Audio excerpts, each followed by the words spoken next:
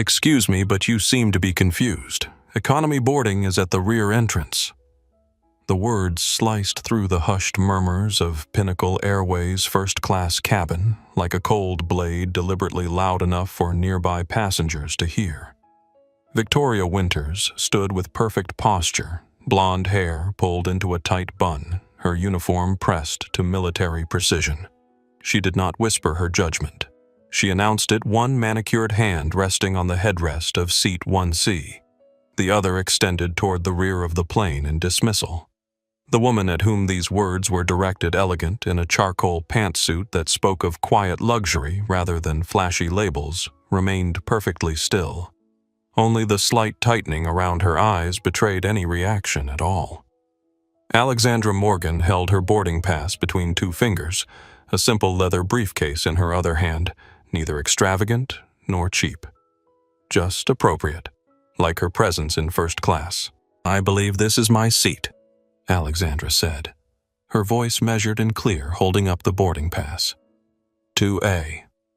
Victoria's eyes narrowed as she took the pass, examining it with the exaggerated scrutiny one might give a suspected counterfeit bill. Her crimson lips pursed slightly. This does say 2A. A pause deliberately elongated. "That's unusual. This seat is typically reserved for our regular clientele." The implication hung in the air, as tangible as the scent of new leather and expensive cologne that permeated the first-class cabin of Flight 837 to Paris. It was 8:27 a.m. on a Tuesday morning at JFK International, and Pinnacle Airways' premier international flight was already running 15 minutes behind schedule. The first-class cabin, with its spacious pods and ambient lighting, was filling with its typical crowd, executives in tailored suits, celebrities hiding behind sunglasses, old money and cashmere. Victoria had worked this route for 7 years of her 22-year career. She prided herself on recognizing the regulars, on knowing who belonged and who did not. And in her mind, the woman standing before her, despite her composed demeanor and appropriate attire, simply did not belong. What Victoria could not possibly know was that in exactly 14 minutes, her entire career would crumble before everyone's eyes. Alexandra took her boarding pass back without comment and moved toward seat 2A. Victoria's voice followed her like an unwelcome shadow. "Let me see your ID as well, for verification purposes." Alexandra turned slowly. Several passengers were now openly watching the interaction, some with discomfort, others with the barely disguised interest of those witnessing potential drama. "Of course," Alexandra replied, producing her driver's license. "Though I do not recall you asking the gentleman in 1D for the same verification." Victoria's smile tightened as she took the ID. "Random security checks, standard procedure. Is it?" Alexandra's question was simple, her tone neutral, but her eyes held Victoria's with quiet intensity.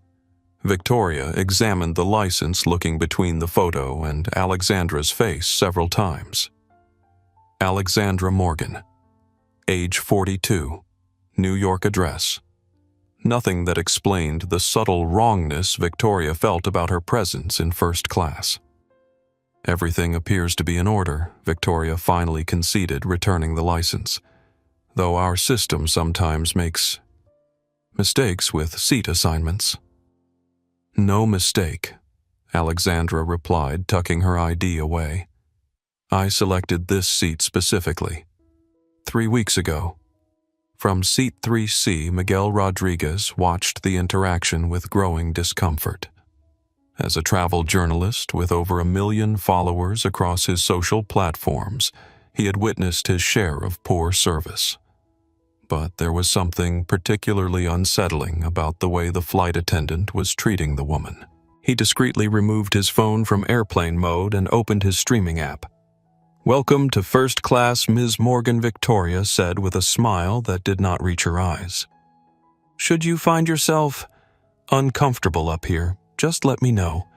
Economy has several open seats that might feel more familiar." A slight intake of breath from a nearby passenger was the only response to this statement.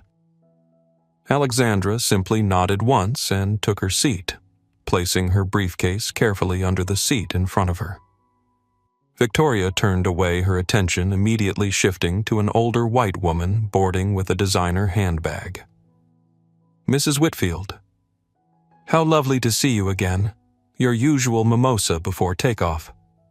Elizabeth Whitfield, a silver-haired woman with the confident bearing of old money, smiled broadly at Victoria. "You are an angel, Victoria. Yes, please."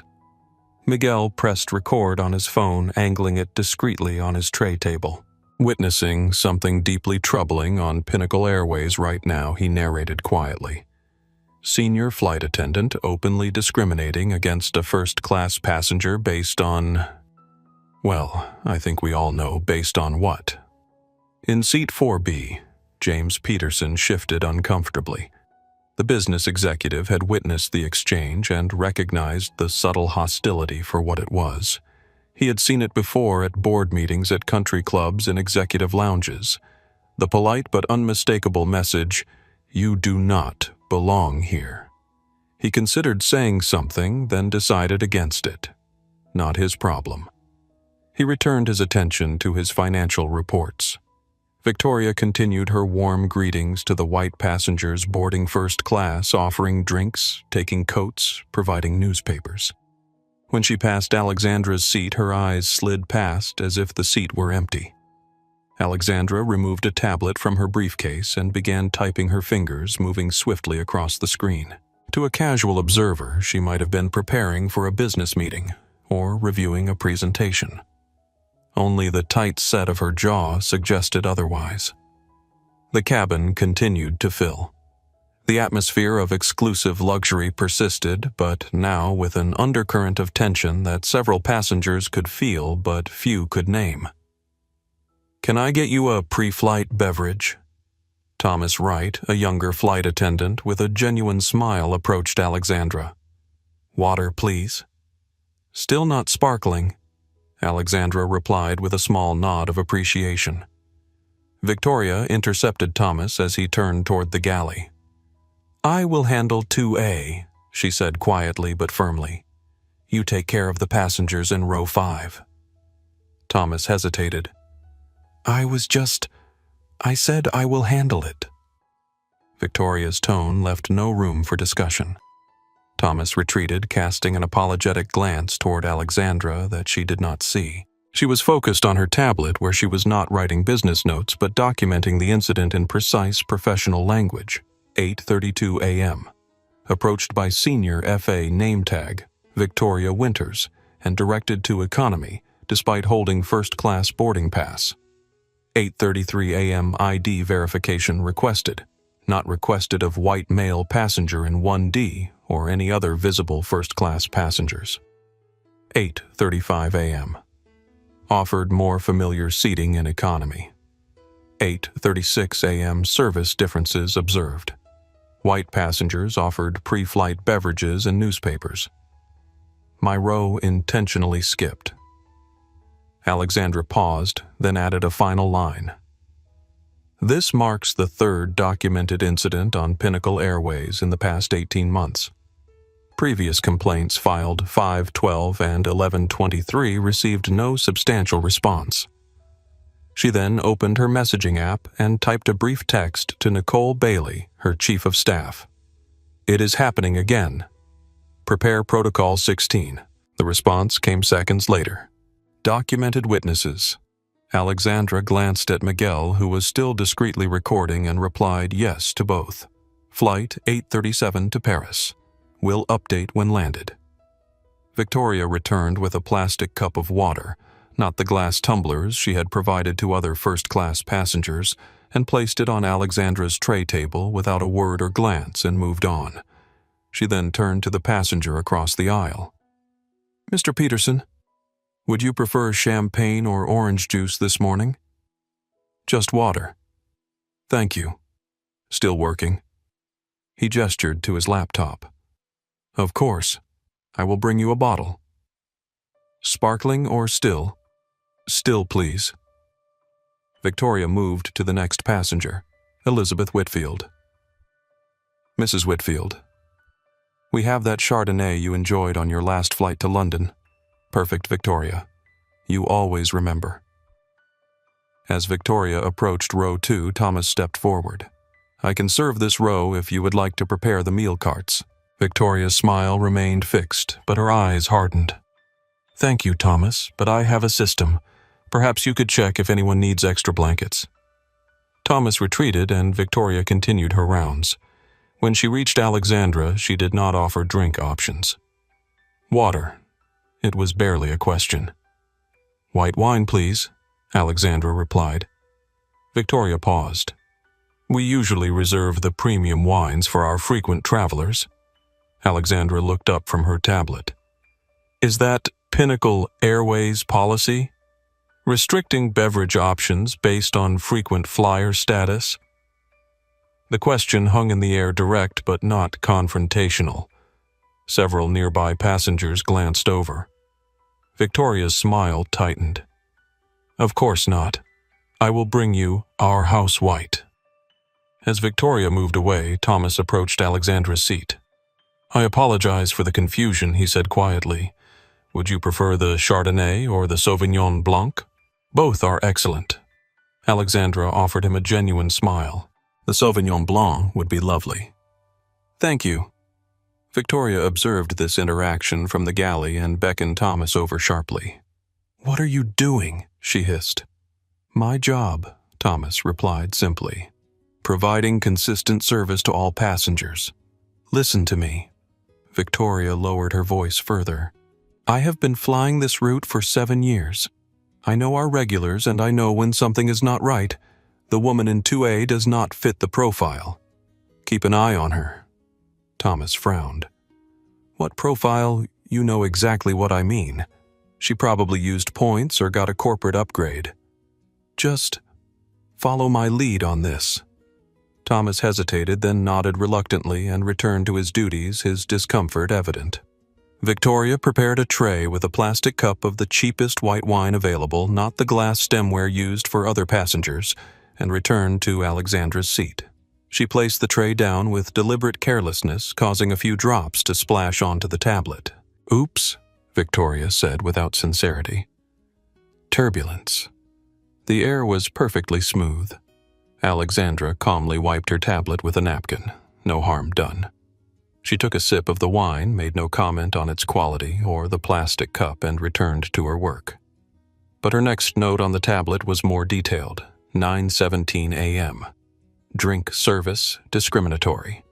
Other passengers offered choice of beverages in proper glassware. I received house white in plastic cup after being told premium wines reserved for frequent travelers. Junior F.A. Thomas attempted to correct situation. Senior F.A. Victoria deliberately spilled wine on my tablet, falsely citing turbulence. Alexandra opened her messaging app again, updating Nicole. Situation escalating. Documenting everything. Have identified one supportive crew member. Someone is live streaming the incident row 3 aisle seat. Miguel's viewer count had now passed 1,000. Comments were flooding in faster than anyone could read them. This is outrageous. What airline is this? Pinnacle. Airways, are you seeing this? Someone needs to report this flight attendant. Miguel narrated quietly. The differential treatment continues. The flight attendant is now deliberately providing lower quality service, different drink containers, and even accidentally spilling drinks. This is beyond unprofessional. It is discriminatory. Elizabeth Whitfield leaned across the aisle. Victoria is right to be cautious, she murmured to James Peterson. You never know who might have obtained access to first class through irregular means. Peterson shifted uncomfortably. Mrs. Whitfield, with all due respect, the woman has the same right to be here as any of us if she purchased a ticket. Elizabeth's eyebrows rose. Well, I was simply observing that standards have changed. There was a time when one knew what to expect in first class. James returned to his laptop, a frown creasing his brow. He was not an activist or a crusader by any means. He generally minded his own business. But something about this situation was striking him as increasingly wrong. As the meal service began, the pattern continued. Other passengers received detailed descriptions of the menu options. Alexandra received her tray with a cursory chicken or pasta. "Chicken, please," Alexandra replied evenly. The meal was placed before her with none of the careful arrangement Victoria provided to other passengers. The silverware was haphazardly positioned, the bread roll cold.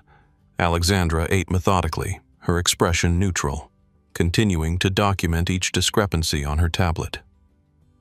What no one in the cabin realized, not Victoria, not the other passengers, not even Miguel with his live stream, was that Alexandra Morgan was not just any passenger documenting mistreatment. She was the CEO of Pinnacle Airways Group, the parent company that owned and operated the very aircraft they were flying in. And Protocol 16 was not just a documentation procedure. It was a disaster response protocol designed to address exactly this type of situation with immediate and irreversible consequences. 3 hours into the flight, the first-class cabin had settled into an uneasy rhythm. Most passengers were either working on laptops, watching movies on their screens, or napping under plush blankets. Victoria had maintained her pattern of attentive service to most passengers and barely concealed disdain for Alexandra. Thomas Wright had taken to quietly checking on Alexandra whenever Victoria was occupied elsewhere, offering water refills or extra napkins, small gestures of professional courtesy that nonetheless stood in stark contrast to Victoria's behavior. "Is there anything else I can get for you, Thomas?" asked softly as he refreshed Alexandra's water. "I am fine." "Thank you," Alexandra replied with a small smile. "Thomas is not it." "Yes, ma'am. How long have you been with Pinnacle?" "Almost 3 years total. 6 months on international routes." Alexandra nodded. "Do you enjoy it?" "Very much," Thomas answered genuinely. "At least I did until—" He trailed off, glancing toward the galley where Victoria was preparing another round of drinks for the front rows. "Until today," Alexandra finished for him. Thomas lowered his voice further. "This is not what we are trained to do. It is not what Pinnacle stands for. At least it is not supposed to be." And yet Alexandra gestured subtly to her tablet, which now contained detailed notes on over a dozen incidents since boarding. Thomas nodded, a hint of shame crossing his features. "I am sorry. You have nothing to apologize for, Thomas, but I appreciate the sentiment." Victoria emerged from the galley carrying a tray of fresh-baked cookies for the pre-landing snack. Her eyes narrowed when she saw Thomas conversing with Alexandra. "Thomas," she called sharply. "We need to prepare for the mid-flight service check." Thomas straightened. "Of course." "Excuse me," he said to Alexandra, then returned to the galley. Victoria distributed the cookies with her established pattern of discrimination. Warm chocolate chip cookies on porcelain plates with linen napkins for most passengers, a single cookie in a plastic wrapper for Alexandra. Cookie Victoria's tone made it sound like she was offering something distasteful. "No, thank you." Alexandra declined politely. Elizabeth Whitfield, watching from across the aisle, caught Victoria's eye and gave an approving nod.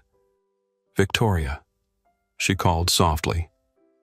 "Might I have another cookie? They are delightful as always." "Of course, Mrs. Whitfield. I will bring you 2. Victoria's smile was genuine, her voice warm. Miguel Rodriguez, who had been live-streaming intermittently to conserve battery, turned his camera back on. For those just joining, the pattern of discriminatory service continues. We are now 3 hours into a flight to Paris, and the distinction between how different passengers are treated is impossible to ignore. His viewer count had stabilized around 3,000, but the comments had become increasingly outraged. At Pinnacle. Airways. Your employee is costing you customers in real time. This is why I stopped flying Pinnacle 2 years ago. Nothing has changed. Someone, Please tell me there will be consequences. In the galley, Victoria pulled Thomas aside. What exactly were you discussing with 2A? Thomas met her gaze steadily. Her name is Ms. Morgan, and we were having a normal customer service interaction. You need to understand something, Victoria said, her voice low and intense. I have been doing this a lot longer than you have. I know when someone does not belong and that woman does not belong in first class. She is probably using a stolen credit card or scammed upgrade, based on what evidence Thomas challenged. Victoria's eyes widened slightly, unused to being questioned by junior staff, based on 22 years of experience. Now I need you to focus on the passengers in rows 4 and 5. I will handle the rest. Thomas hesitated, then nodded stiffly and moved away, the conflict evident in his expression. Back in the main cabin, James Peterson had finally placed where he had seen Alexandra before. There had been a feature in Business Week about 6 months ago, women changing the airline industry. He could not remember the details, but he was increasingly certain she was an executive at some level. He considered saying something, then decided against it. If she was choosing not to identify herself, she probably had her reasons. Alexandra continued making notes on her tablet, her documentation now running several pages. Occasionally, she glanced at Miguel, who was still discreetly recording. Their eyes met briefly, and Alexandra gave him a slight knowing nod. Miguel understood immediately. She was aware of the live stream, and she approved. Ladies and gentlemen, we are expecting some light turbulence as we cross the Atlantic. Please return to your seats and fasten your seatbelts when the sign illuminates. The captain's announcement was followed by the soft ding of the seatbelt sign. Passengers reluctantly returned from the lavatories and aisle conversations to their seats. Victoria moved efficiently through the cabin, checking that tray tables were secured and seatbelts fastened. When she reached Alexandra's row, she paused. Alexandra was working intently on her tablet, a spreadsheet of some kind visible on the screen. You need to stow that for turbulence, Victoria said curtly. Alexandra looked up. The captain mentioned the seatbelt sign would illuminate when necessary. It has not yet. I am instructing you to stow it now, Victoria insisted. Safety protocol. Alexandra glanced around the cabin where several other passengers were still using laptops and tablets. I see at least 5 other passengers still using electronic devices. They are experienced travelers who understand when to put things away quickly, Victoria countered. I see. Alexandra made no move to stow her tablet. When the seatbelt sign comes on, I will comply immediately. Victoria's face flushed slightly. She was unused to having her authority challenged, especially by passengers she had deemed unworthy of respect.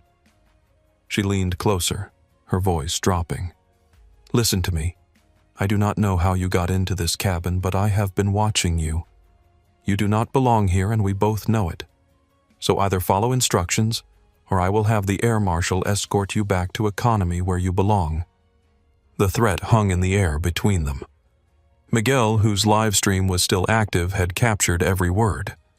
His viewer count suddenly spiked to 5,000.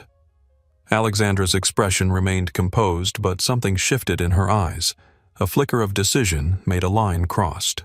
She saved her document and carefully placed the tablet in the seat pocket. Thank you for your concern for safety, she said, her voice level. I have complied with your request, though I note that you have not made the same request of Mr. Peterson across the aisle, who is still using his laptop.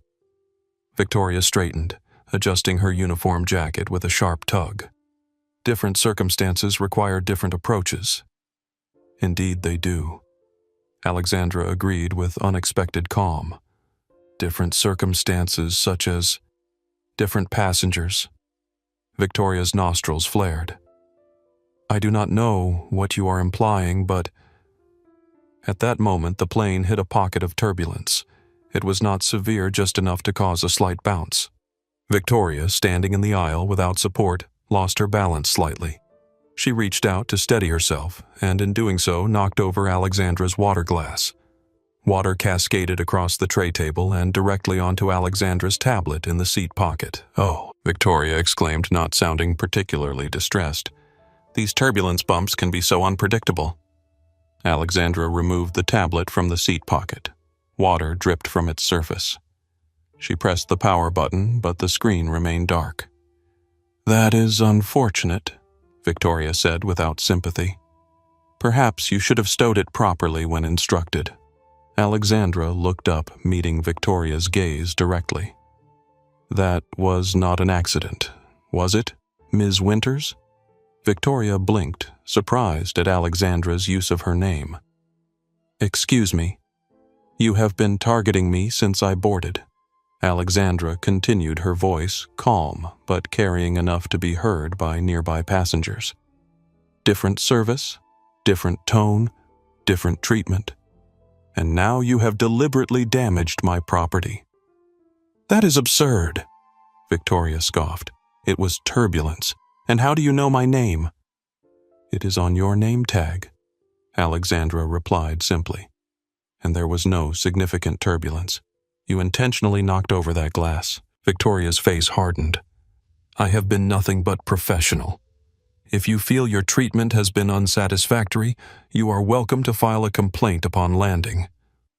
"Oh, I intend to do much more than that," Alexandra said, her voice still even, but now carrying an unmistakable weight of authority.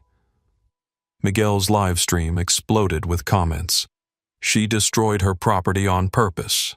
This is getting insane. At Pinnacle. Airways, do something. Someone's getting fired today, and it is not the passenger." Elizabeth Whitfield leaned forward. "Victoria, do not let her speak to you that way. You have done nothing wrong." James Peterson closed his laptop, now fully engaged in the unfolding drama.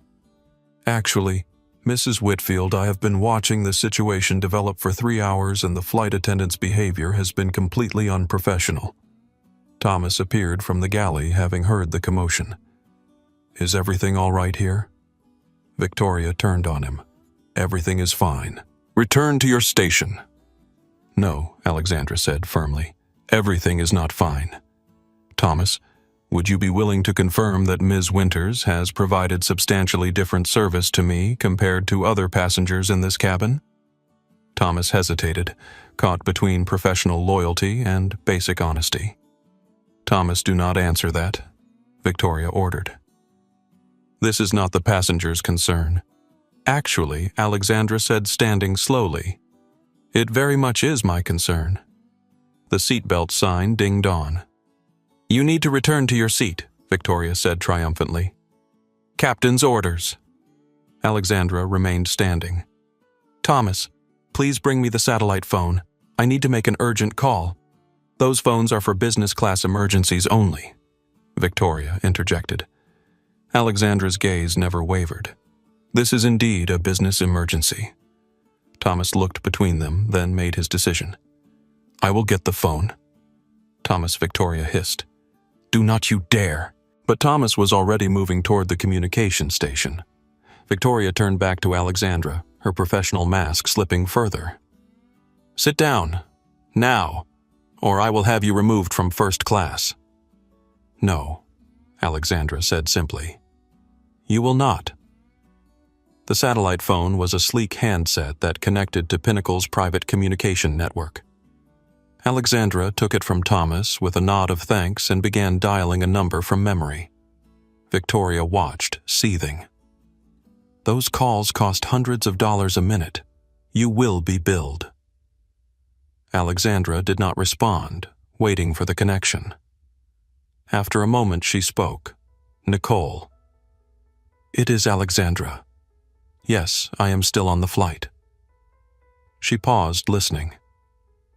"Exactly as I documented. Yes, it is escalated. My tablet has now been deliberately damaged." Victoria's eyes widened slightly at the authoritative tone Alexandra had adopted, so different from the polite deference she had shown until now. "Initiate Protocol 16. Immediately," Alexandra continued.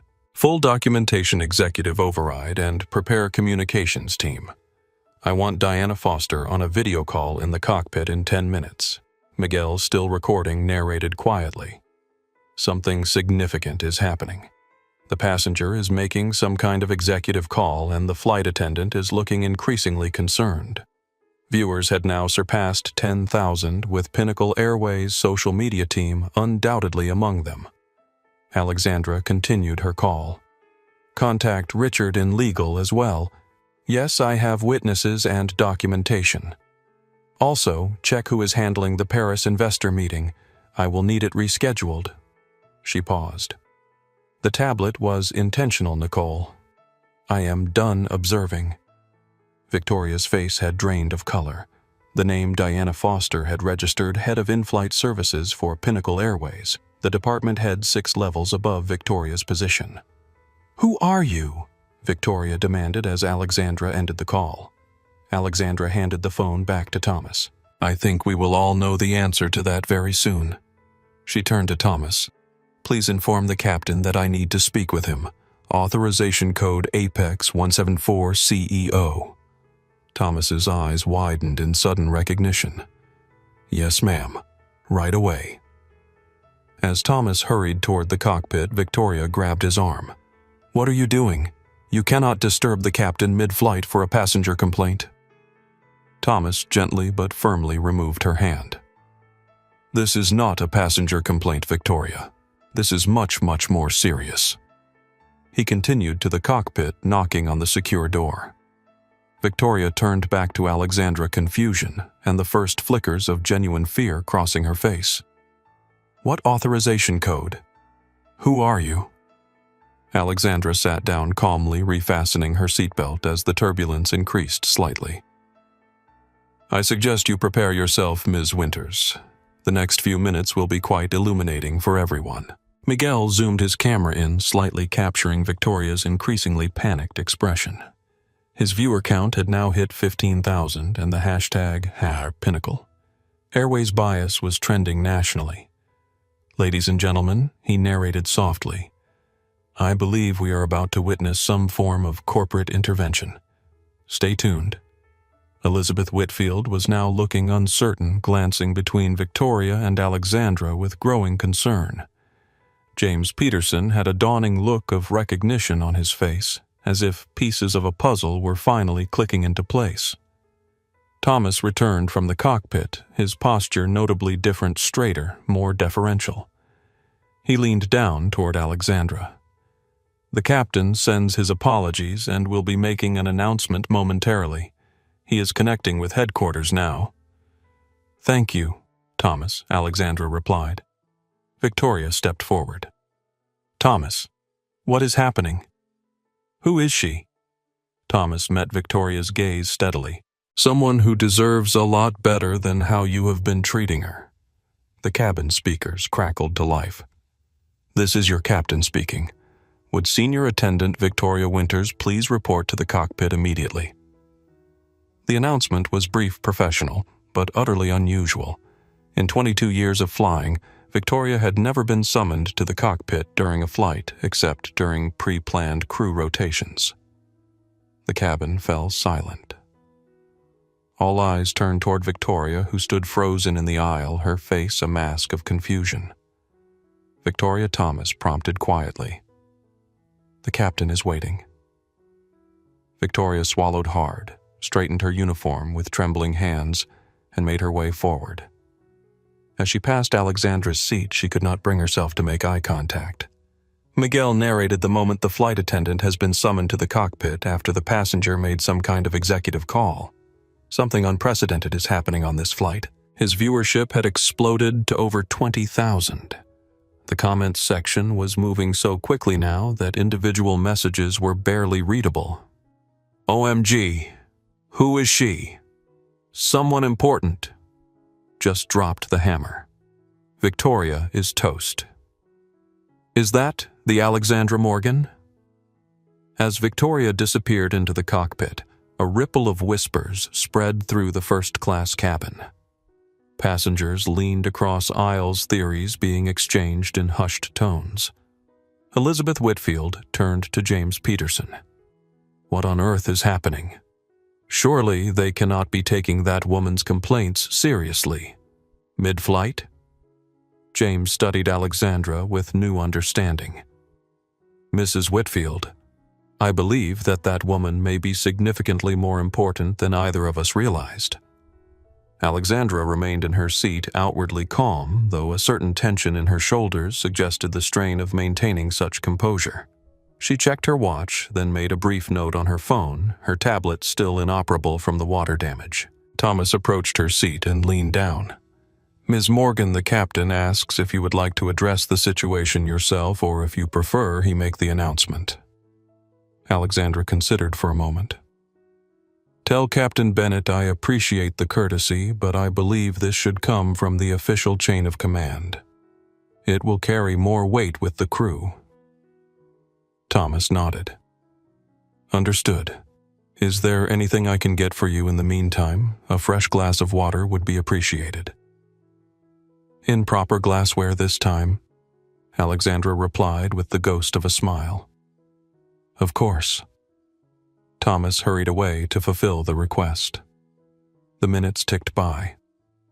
5. Then 10. The cockpit door remained closed, Victoria still inside.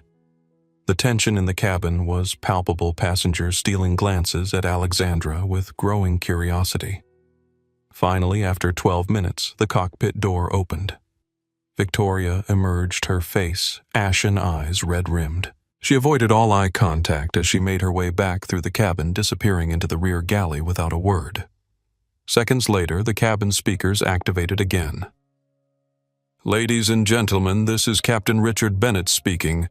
I need to address a situation that has developed during our flight today. It has been brought to my attention that a member of our crew has failed to uphold Pinnacle Airways standards of service and respect." The captain's voice was grave, formal, in a way that conveyed the seriousness of the situation. "Pinnacle Airways has a zero-tolerance policy for discriminatory behavior of any kind. We pride ourselves on providing equal, respectful service to all our passengers regardless of race, gender, religion, or background." A collective intake of breath swept through the cabin. This was unprecedented, a public acknowledgement of discrimination during an active flight.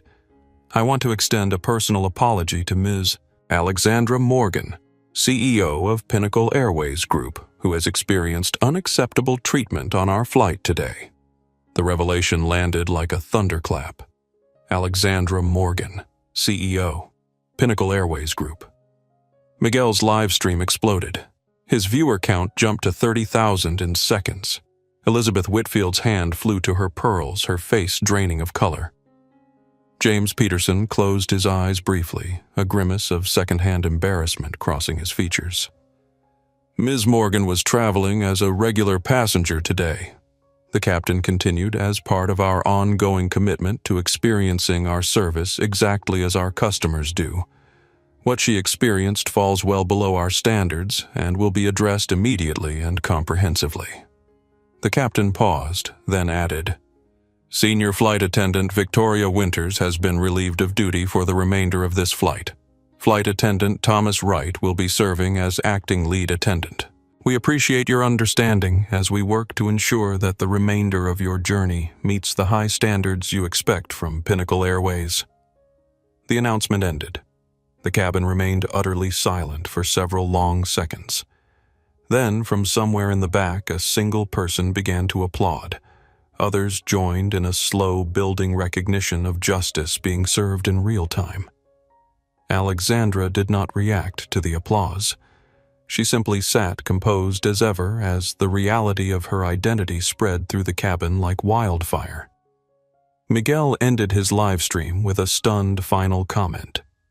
"Ladies and gentlemen, we just witnessed the CEO of Pinnacle Airways being discriminated against by her own employee and then taking action in the most powerful way possible. This is going to change the company forever." His viewer count had reached 40,000. Victoria Winters stood rigid in the cockpit, hands clasped before her to hide their trembling. Captain Richard Bennett sat in the left seat, his expression grave. On the cockpit display screen, the stern face of Diana Foster, head of in-flight services for Pinnacle Airways, looked back at Victoria with barely contained fury. Do you understand the gravity of what has happened here? Diana asked, her voice icy through the video connection. Victoria swallowed hard. There has been a misunderstanding. I was simply... Stop. Diana cut her off. This is not a dialogue, Ms. Winters. This is me informing you of the consequences of your actions. Captain Bennett turned slightly in his seat. Victoria, do you know who is sitting in seat 2A? Victoria's mouth went dry. The passenger mentioned being a CEO, but anyone could claim that is Alexandra Morgan, CEO of Pinnacle Airways Group. Diana interrupted.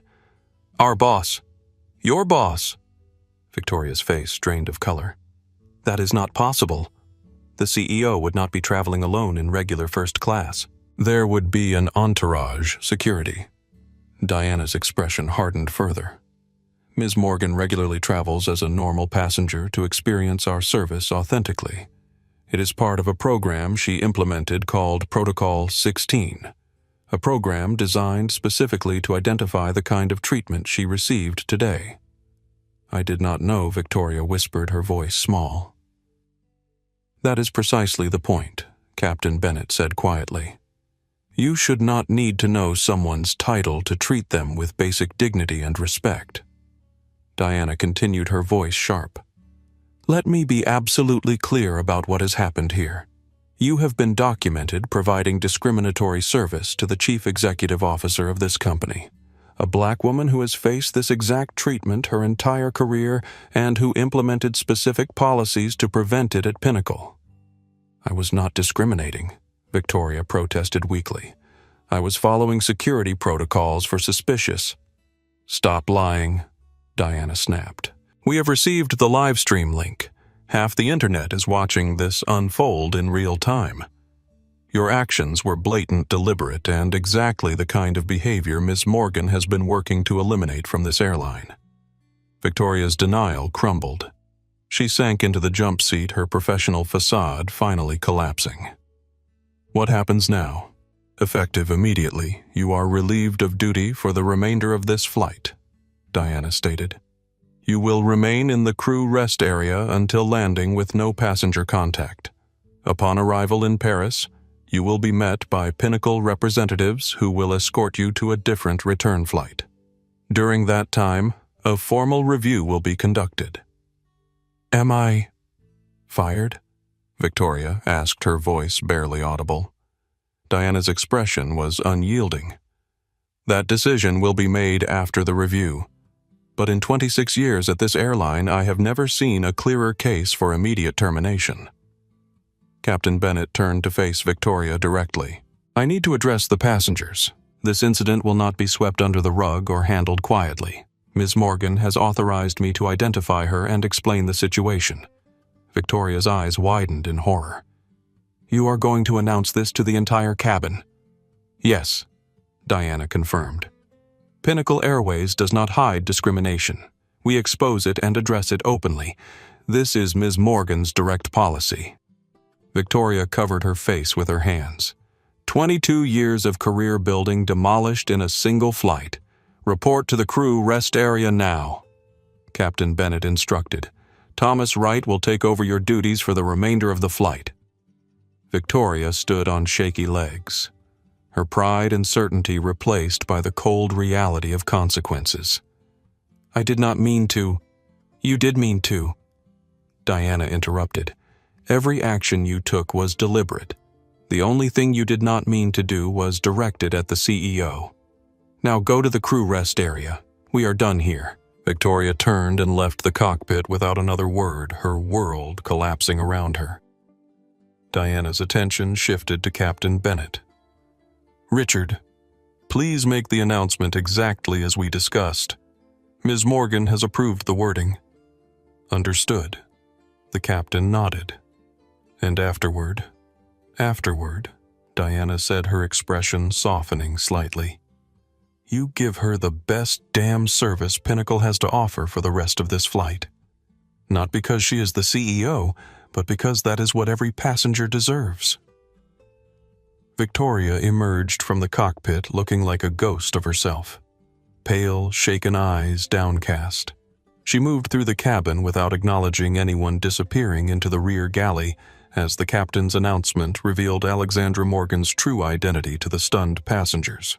As the applause faded, Thomas approached Alexandra's seat with a proper crystal water glass on a linen-lined tray. "Your water, Ms. Morgan," he said, his voice steady despite the extraordinary circumstances. "Is there anything else I can provide for you?" Alexandra offered him a small, genuine smile.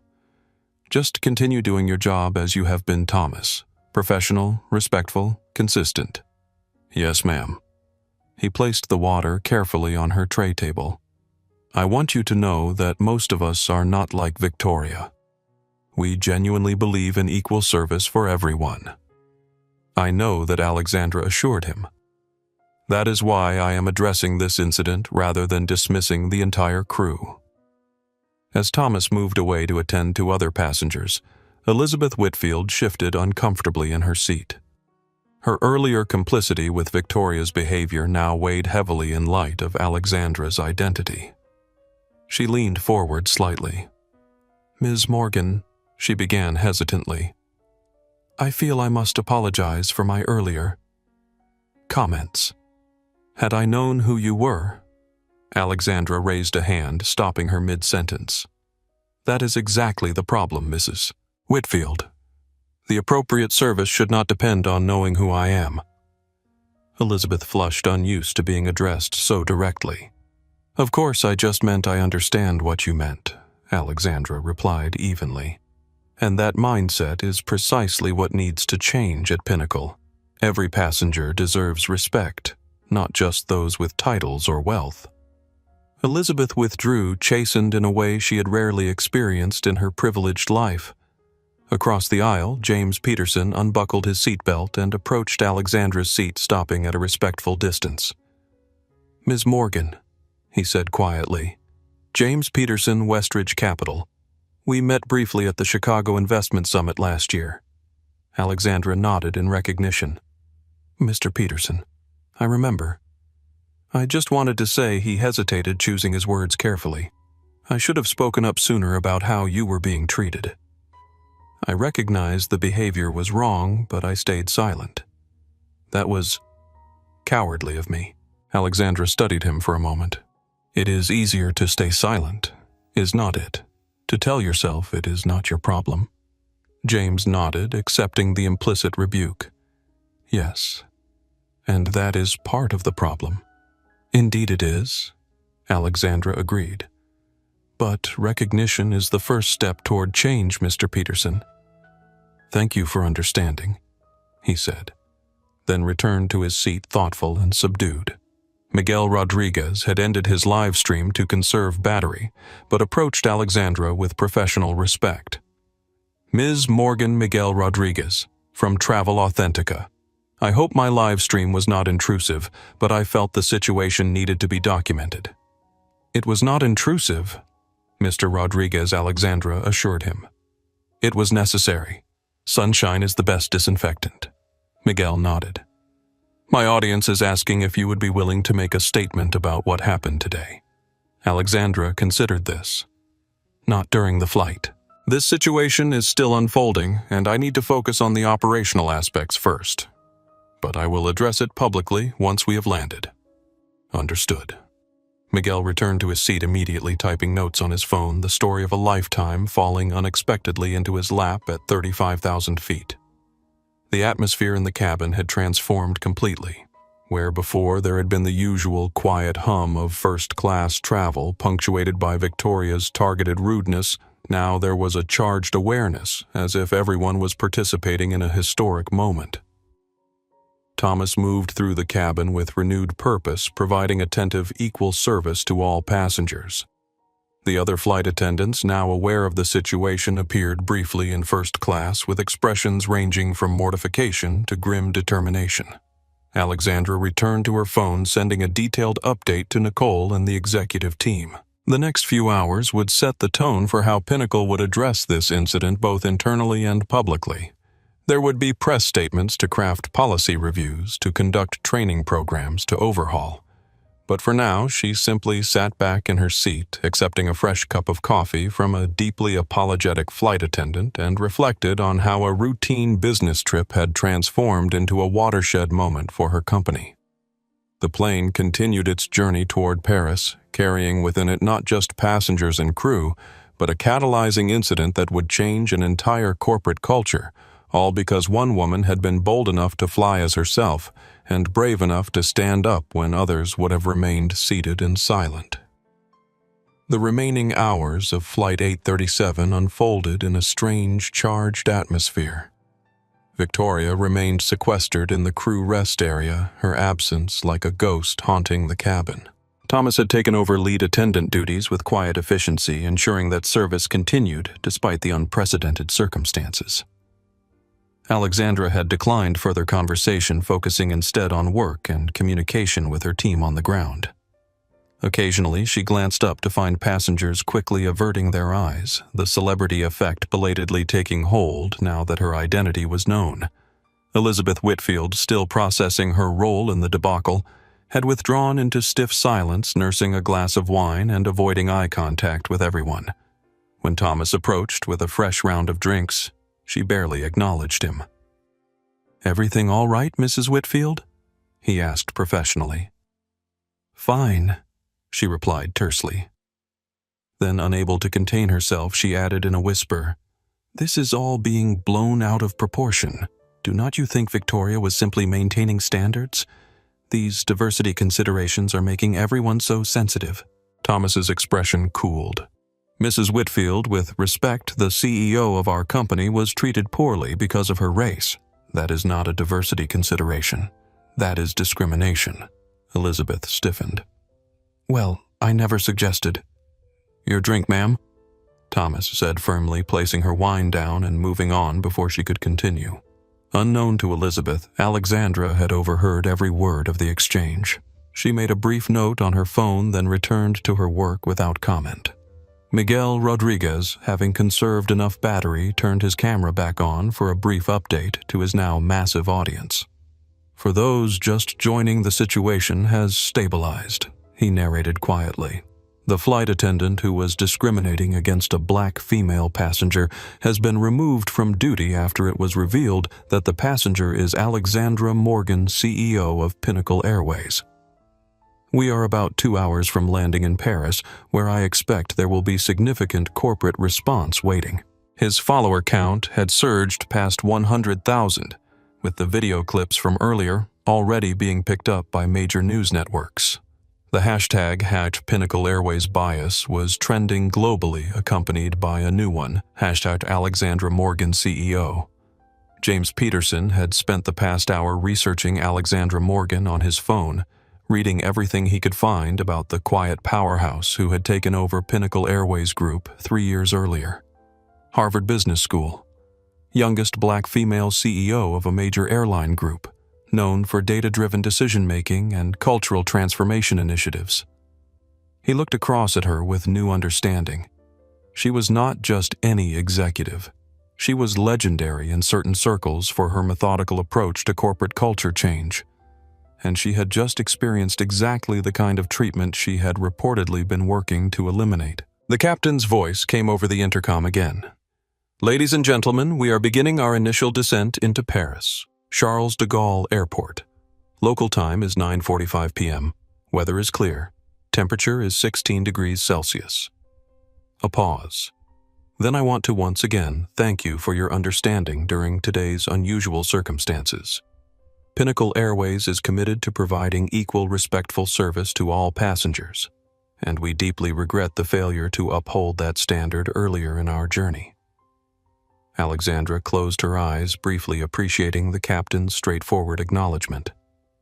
No corporate doublespeak, no vague references to service inconsistencies, just honest recognition of a failure and a commitment to do better. As the plane began its descent, Thomas approached Alexandra's seat one final time. "Ms. Morgan," he said quietly, "I just wanted to say personally, not as an employee, thank you for how you are handling this. It would have been easier to use your position immediately, but you chose to experience what regular passengers experience. That says a lot. Alexandra nodded. Thank you, Thomas. But I did not do it to test anyone. I did it because I should not have to announce my title to receive basic respect. I understand, he replied. And for what it is worth, most of us do too. Victoria does not represent all of us. I know that Alexandra assured him. That is why you will be hearing from HR about a potential new role after we land. Thomas's eyes widened slightly, but he maintained his professional demeanor. Thank you, Ms. Morgan. Is there anything else you need before landing? Just one thing, Alexandra said. When we land, there will likely be executives waiting. I would appreciate if you would escort Victoria off the aircraft separately away from media attention. Despite everything, public humiliation is not my goal. Thomas nodded, impressed by her consideration despite the circumstances. I will handle it personally. As the plane continued its descent toward the glittering lights of Paris, Alexandra prepared herself for what would come next. This was not just about one flight attendant or one incident. It was about a pervasive problem that had been allowed to fester too long. The wheels touched down at Charles de Gaulle with a gentle bump and squeal of tires. For most passengers, it was simply the end of a transatlantic flight.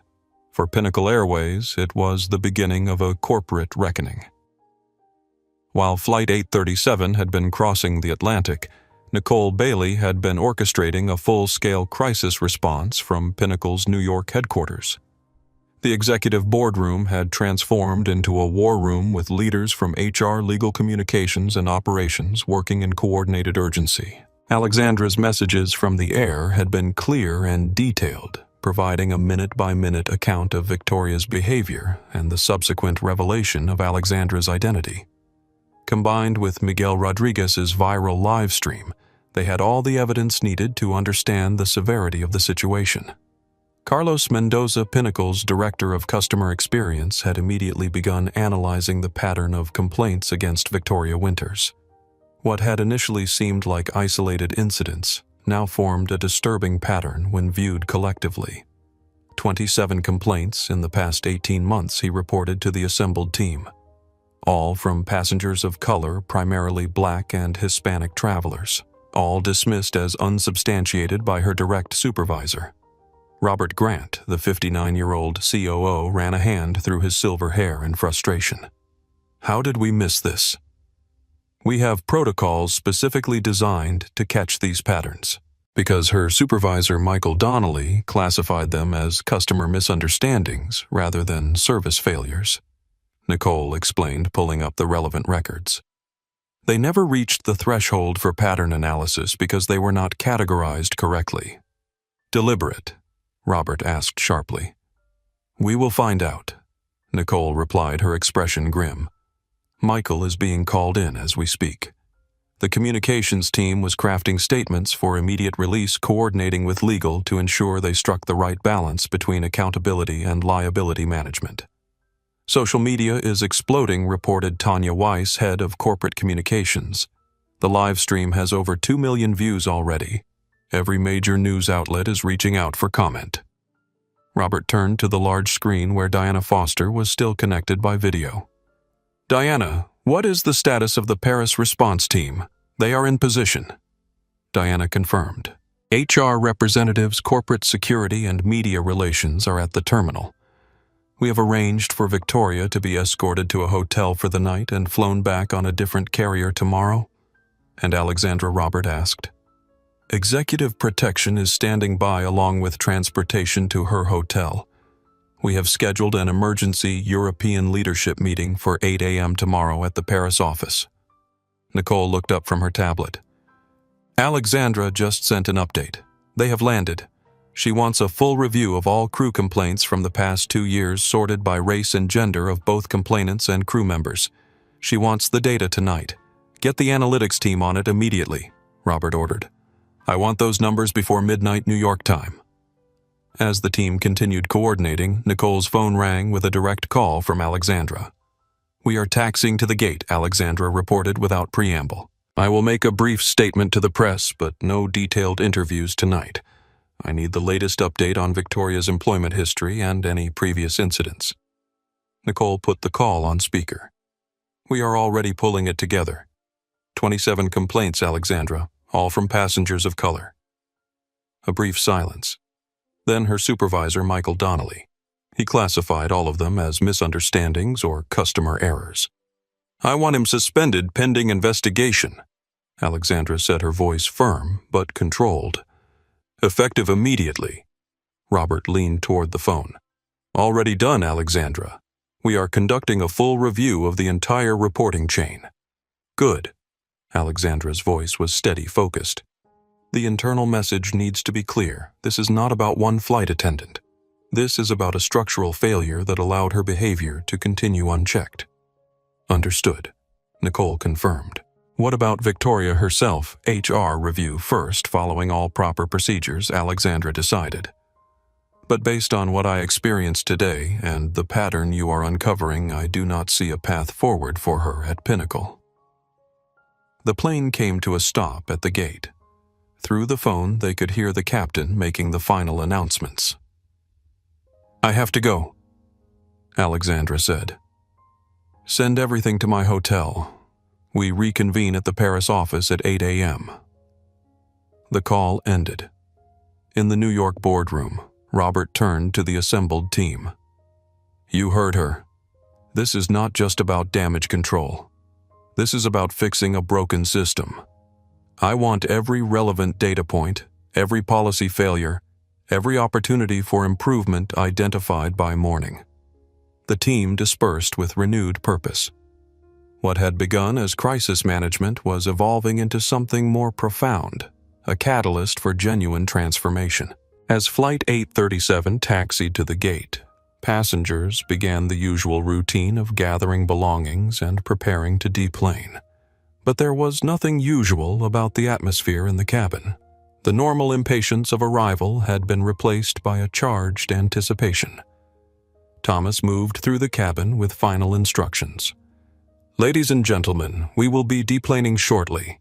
As a courtesy to Ms. Morgan and in light of today's events, we ask that you please remain seated until she has exited the aircraft. There were nods of understanding throughout the cabin. Even Elizabeth Whitfield, chastened by her earlier exchanges, offered no objection. Alexandra remained seated, reviewing messages from her team while the plane completed its taxi. She appeared outwardly calm, but there was a focused intensity in her eyes, the look of a leader preparing for significant action. James Peterson leaned across the aisle. Ms. Morgan, I just wanted to say that I admire how you have handled this situation. It was educational to witness. Alexandra looked up. Mr. Peterson, may I ask you something? Of course. When you observed the discriminatory treatment earlier before you knew who I was, why did not you speak up? James shifted uncomfortably. I suppose I told myself it was not my place to intervene, and if I had not turned out to be the CEO, if I had just been any black woman being mistreated. The question hung in the air between them, direct but not accusatory. James considered it honestly. I would like to think I would have eventually said something, but I am not sure. And that realization does not make me proud. Alexandra nodded. Self-awareness is the beginning of change, Mr. Peterson, for individuals and for companies. I will remember that, he said quietly. In the cockpit, Captain Bennett was receiving final instructions from ground control and Pinnacle operations. Flight 837, you are cleared to gate E42. Be advised there is media presence in the terminal. Company representatives are standing by. Understood ground, Bennett replied. Any special instructions VIP protocol for Ms. Morgan. Security team at the jet bridge. Separate extraction plan for crew member Winters. Bennett acknowledged and turned to his co-pilot. This is going to be a circus. At least we are on the right side of it, the co-pilot replied. I have flown with Victoria before. This was a long time coming. In the crew rest area, Victoria sat alone, still in her uniform, but with her wings pin removed a symbolic self-demotion before the official one could take place. She had spent the past hours cycling through denial, anger, and finally a numb acceptance. 22 years, gone in a single flight. Her phone had been buzzing continuously with messages from colleagues who had somehow already heard the news. The airline world was small, and gossip traveled faster than any aircraft. A soft knock on the door preceded Thomas's entrance. "We are at the gate," he said, his tone professionally neutral. "You will be deplaning after the passengers through the rear exit. There is a company representative waiting to escort you to accommodation for the night." Victoria nodded woodenly. "And tomorrow you will be briefed on next steps tonight," Thomas replied. "A different carrier has been arranged for your return flight." The message was clear. She would not be flying on a Pinnacle aircraft, not even as a passenger. Thomas, Victoria said as he turned to leave. "I did not mean to." She stopped, the platitude sounding hollow even to her own ears. Thomas paused. "You know what the hardest part of this is, Victoria? I looked up to you. I thought you represented the best of Pinnacle. Now I realize you represented exactly what we are trying to change." He left her with those words, closing the door quietly behind him. The aircraft shuddered slightly as it came to its final stop at the gate. The seatbelt sign dinged off one last time. The journey was over, but the consequences were just beginning. The jet bridge connected with a subtle bump against the aircraft door. Thomas prepared for deplaning while the other flight attendants took their positions. Alexandra remained seated, allowing her fellow passengers to gather their belongings. Elizabeth Whitfield hurriedly collected her things, avoiding eye contact with anyone. James Peterson moved more slowly, still processing the day's events. Miguel Rodriguez positioned himself strategically, prepared to capture whatever might unfold next. When most passengers were ready, Thomas approached Alexandra's seat. "Ms. Morgan, we are ready when you are." Alexandra nodded, gathering her briefcase. The water-damaged tablet remained on her tray table, physical evidence of Victoria's actions. As she stood, the remaining passengers instinctively stepped back, creating a path to the exit. There was no applause, no dramatic gestures, just a respectful acknowledgement of her authority and the gravity of what had transpired. Alexandra moved toward the exit with measured steps, pausing briefly by Thomas. "Thank you for your professionalism today. Expect a call from HR tomorrow." "Thank you, Ms. Morgan," he replied with a nod. Captain Bennett was waiting at the aircraft door. "Ms. Morgan, I want to personally apologize for the experience you had on our flight today." "Not your fault," Richard Alexandra replied, having worked with the captain on previous occasions. "But I appreciate the sentiment. We will talk tomorrow at the office." As Alexandra emerged from the jet bridge into the terminal, the waiting contingent of Pinnacle executives was immediately visible, a group of solemn-faced men and women in business attire, standing apart from the small group of journalists who had somehow gotten wind of the situation. Robert Grant had flown to Paris earlier that day for unrelated business, and now stood at the front of the executive group. Next to him was Isabelle Laurent, head of European operations, her expression a mixture of mortification and resolve. Alexandra Robert stepped forward, extending his hand. "I am deeply sorry about what happened. Save it for the meeting, Robert." Alexandra replied, not unkindly, but firmly. "Right now I need to address this publicly, then get to the hotel and review the data Nicole is sending." She turned to face the small group of journalists. There were only 5 or 6, but their cameras and microphones represented global reach in the age of digital media. Miguel Rodriguez had already joined them, his earlier live stream having earned him immediate credibility with the press corps. Alexandra approached the journalists with the same calm determination she had maintained throughout the flight. No PR handler, no prepared statement cards, just direct engagement. "Ms. Morgan," several voices called at once. "Can you comment on what happened on Flight 837? Alexandra raised a hand, and the questions immediately ceased the natural authority she carried, now amplified by the day's events. Today, while traveling as a regular passenger on Pinnacle Airways Flight 837, I experienced discriminatory treatment from a member of our cabin crew. She began, her voice clear and steady. I was singled out for different service, subjected to hostile comments, and eventually had my personal property damaged, all because I did not fit someone's image of what a first-class passenger should look like. She paused, allowing the gravity of her words to register. This is unacceptable. Not because it happened to me as CEO, but because it should not happen to anyone on any flight on any airline ever. The journalists scribbled notes furiously, cameras rolling. Pinnacle Airways has a clear policy against discrimination of any kind. Today we failed to live up to that policy. As CEO, I take full responsibility for that failure, not the individual incident, but the culture that allowed it to happen. A reporter called out, "Will the flight attendant be fired?" "Personnel matters follow specific protocols," Alexandra replied. "What I can tell you is that this incident has triggered a comprehensive review of our service practices, training protocols, and complaint procedures. This is not about one employee. This is about ensuring that Pinnacle's commitment to equality is reflected in every interaction at every level of our operation." Another question. Did you identify yourself as CEO during the flight? No.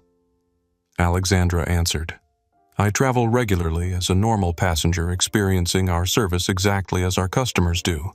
That should not matter. Every passenger deserves respect regardless of title or position. What changes will Pinnacle be making in response to this incident? Alexandra's expression was resolute. Immediate ones. We will be announcing specific measures within 48 hours, but I can tell you now that they will include enhanced training, revised complaint procedures, and new accountability mechanisms for service disparities. She glanced at her watch. I will take one more question. Miguel Rodriguez stepped forward. Ms. Morgan, your decision to experience the flight as a regular passenger revealed a problem that might otherwise have remained hidden. Will this approach continue? Alexandra nodded appreciatively at the thoughtful question. Yes, Mr. Rodriguez. This is part of a program we call Protocol 16, where executives regularly travel as ordinary passengers. Today proved its value, though certainly not in the way any of us would have wished. She addressed the entire press group again. Thank you for your questions. We will be making a more detailed statement tomorrow. For now, I will simply say this. What happened today was a painful reminder of how far we still have to go, but it also strengthens my resolve to get us there. With that, she stepped back, rejoining Robert and the executive team.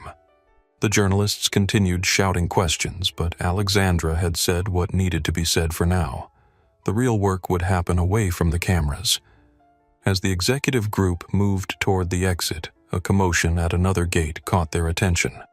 Victoria Winters was being escorted through a side entrance by Pinnacle representatives, her head down, clearly trying to avoid notice. Alexandra paused, watching for a moment as the woman who had discriminated against her was ushered away. There was no satisfaction in her expression, only a certain resigned determination, the look of someone who recognized that the problem was much larger than one person's prejudice. "Let us go," she said to Robert. "We have work to do." 8:07 a.m. Pinnacle Airways, Paris office. The conference room was silent as Alexandra concluded her detailed account of the previous day's events.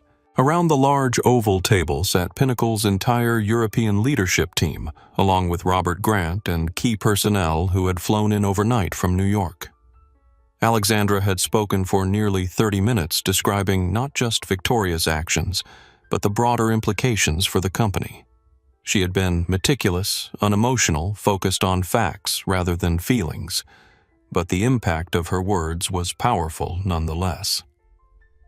So, that is what happened. She finished closing the portfolio containing her notes.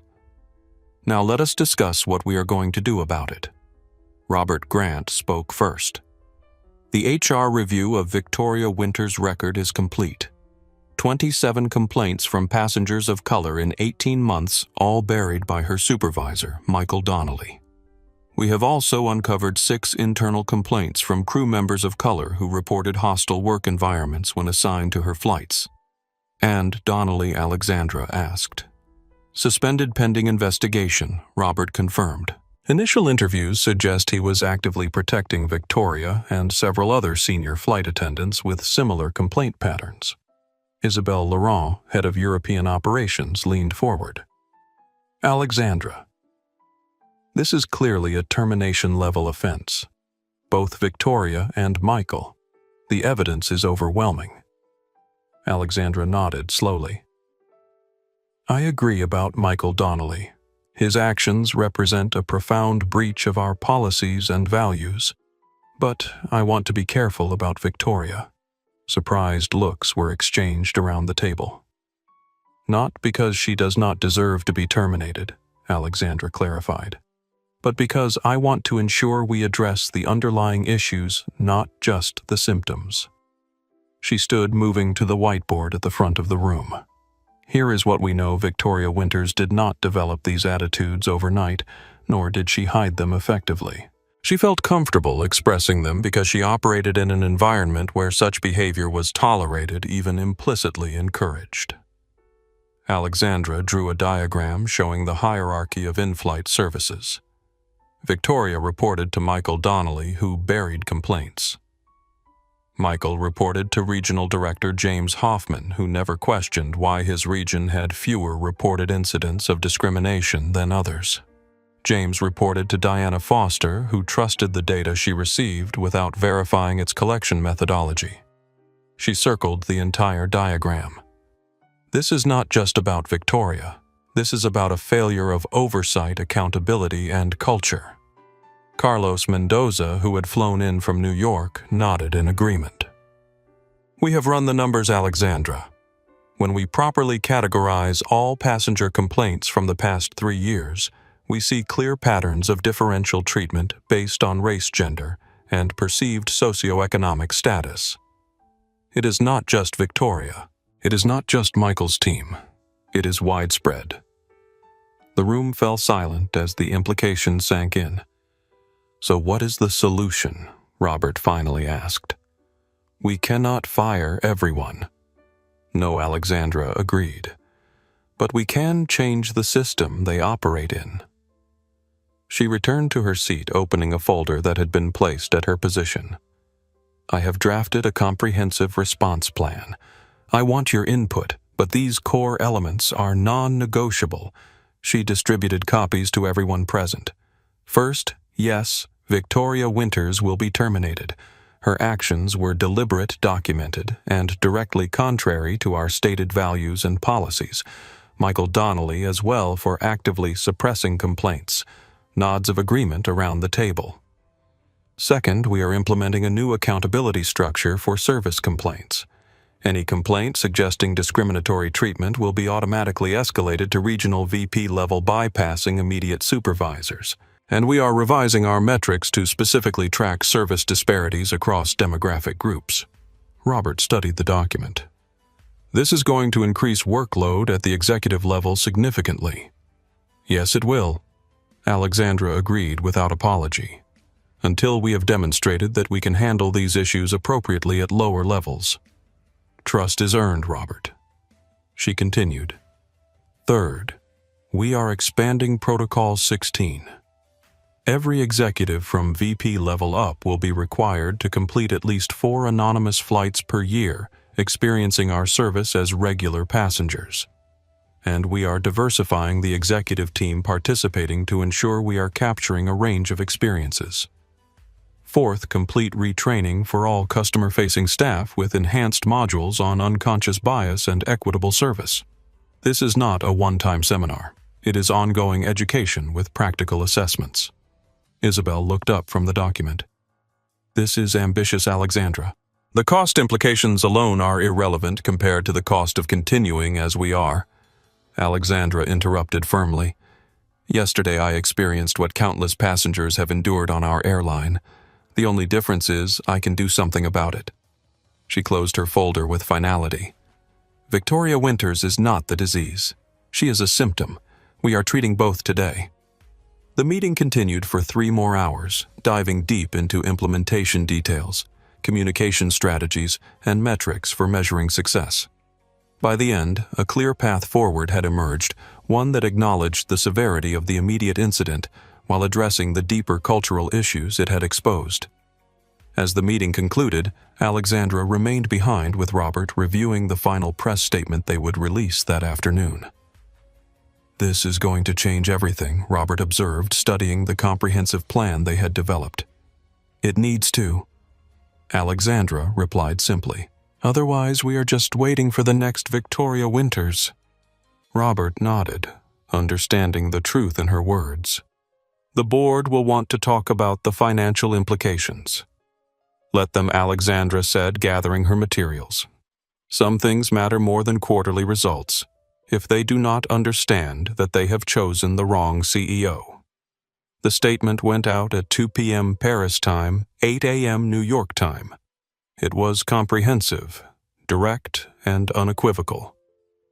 Pinnacle Airways was taking full responsibility for the failure, terminating the employees involved and implementing sweeping changes to prevent similar incidents in the future. Victoria Winters received official notice of her termination while waiting for her return flight to New York. After 22 years at Pinnacle Airways, her career ended not with the retirement celebration she had once envisioned, but with a hand-delivered letter in an airport hotel room. The letter was professional, detailed, and devoid of malice, much like the CEO whose experience had triggered its writing. But its message was clear. Some behaviors could not be trained away or overlooked. Some lines once crossed could not be uncrossed. As Victoria read the letter, tears finally came not for the loss of her job, but for the realization of who she had allowed herself to become, one small compromise at a time, until discriminatory behavior had become so natural she displayed it to the CEO herself without hesitation or shame. It was perhaps the first honest moment of reflection in her career, and it had come exactly 22 years too late. The story exploded across traditional and social media platforms with unprecedented speed. Miguel Rodriguez's live stream had laid the groundwork, but the official confirmation from Pinnacle Airways transformed it from viral moment to global conversation. Pinnacle. Accountability replaced #Pinnacle. Airways. Bias as the dominant hashtag. Alexandra Morgan's name became a trending topic, her handling of the situation analyzed from every angle. Business schools immediately began drafting case studies. Diversity consultants cited the incident in presentations. Competing airlines launched urgent reviews of their own complaint procedures. 3 days after the flight, Alexandra Morgan held a formal press conference at Pinnacle's New York headquarters. The room was packed with journalists from around the world, cameras trained on the podium bearing the company's logo. Alexandra stepped to the microphone poised in a charcoal suit, her expression serious but determined. "Good morning. 3 days ago, while traveling as a regular passenger on Pinnacle Airways Flight 837, I experienced discriminatory treatment based on how I look. Today I want to address not just what happened, but what we are doing to ensure it does not happen again to anyone, anywhere in our operation." She outlined the immediate actions already taken: the termination of Victoria Winters and Michael Donnelly, the suspension of 3 additional supervisors pending investigation, the launch of a comprehensive service audit across all routes and crew teams. "But firing people is not enough," she continued.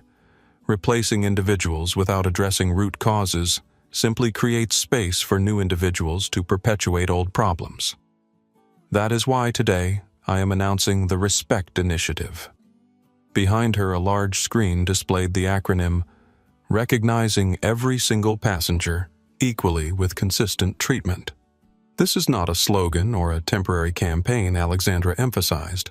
This is a fundamental restructuring of how we measure, monitor, and manage service quality at Pinnacle Airways.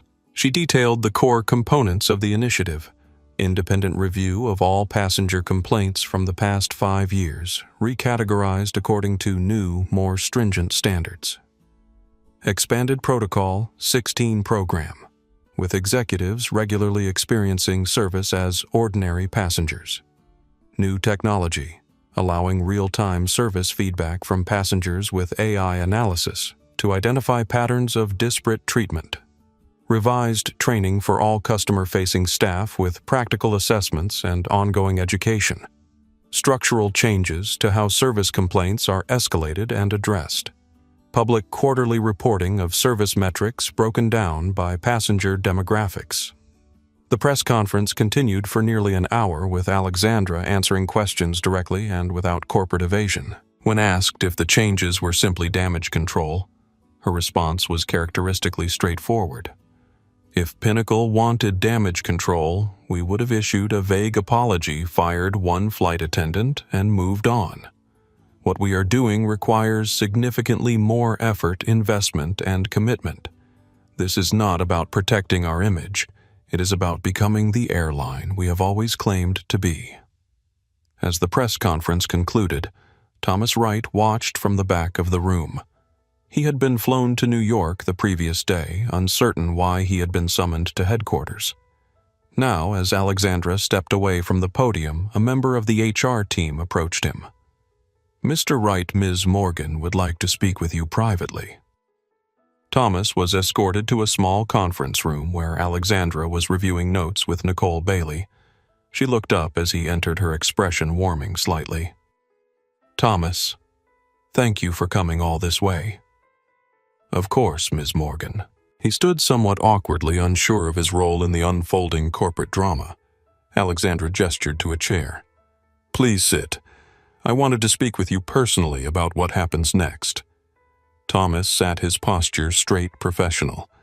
"I am happy to help however I can. Your actions on Flight 837 demonstrated exactly the values Pinnacle should represent." Alexandra began. "You attempted to provide equal service despite pressure from a senior colleague. You recognized inappropriate behavior and tried to correct it within your authority. That is remarkably difficult to do, especially as a junior team member." Thomas nodded his appreciation of the recognition. "I just tried to do the right thing, and that is exactly why I would like to offer you a new position." Alexandra continued. "We are creating a specialized team to implement the Respect Initiative across our entire operation. We need people who understand both the frontline realities and the importance of equitable treatment." Nicole slid a folder across the table. Thomas opened it to find a formal job offer, training specialist for the Respect Initiative with a substantial salary increase and relocation to New York. "We need people who do not just talk about values but demonstrate them when tested," Alexandra explained. "People exactly like you, Thomas." Thomas stared at the offer, momentarily speechless. I do not know what to say." "You do not have to decide immediately," Alexandra assured him. "Take some time to consider it, but I hope you will accept. We need voices like yours if we are going to create real change." After Thomas had departed, Nicole turned to Alexandra. "You know the cynics will say you are just elevating him because he was nice to the CEO." Alexandra smiled slightly. "Let them. We both know why he is being offered this role. He demonstrated integrity when it would have been easier not to. That is exactly the quality we need to lead this initiative." Meanwhile, across town, Victoria Winters sat in her apartment surrounded by the accumulated mementos of a 22-year career, now abruptly ended.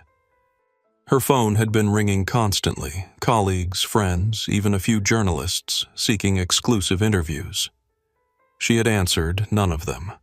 The formal termination letter lay on her coffee table alongside printouts of news articles about the incident. Her face had been pixelated in most publications, a small mercy in the digital pillory she now endured. The doorbell rang. Victoria ignored it as she had ignored the previous attempts to contact her. But this time the visitor was persistent. After the third ring, Victoria reluctantly went to the door and checked the peephole. Elizabeth Whitfield stood in the hallway, impeccably dressed as always, her expression unreadable. Victoria hesitated, then opened the door. "Mrs. Whitfield, this is unexpected. May I come in?" Elizabeth asked, her usual authoritative tone somewhat subdued. Victoria stepped aside, allowing her to enter. Elizabeth surveyed the apartment, the half-packed boxes, the scattered papers, the general disarray of a life in transition. "I wanted to check on you," Elizabeth said finally.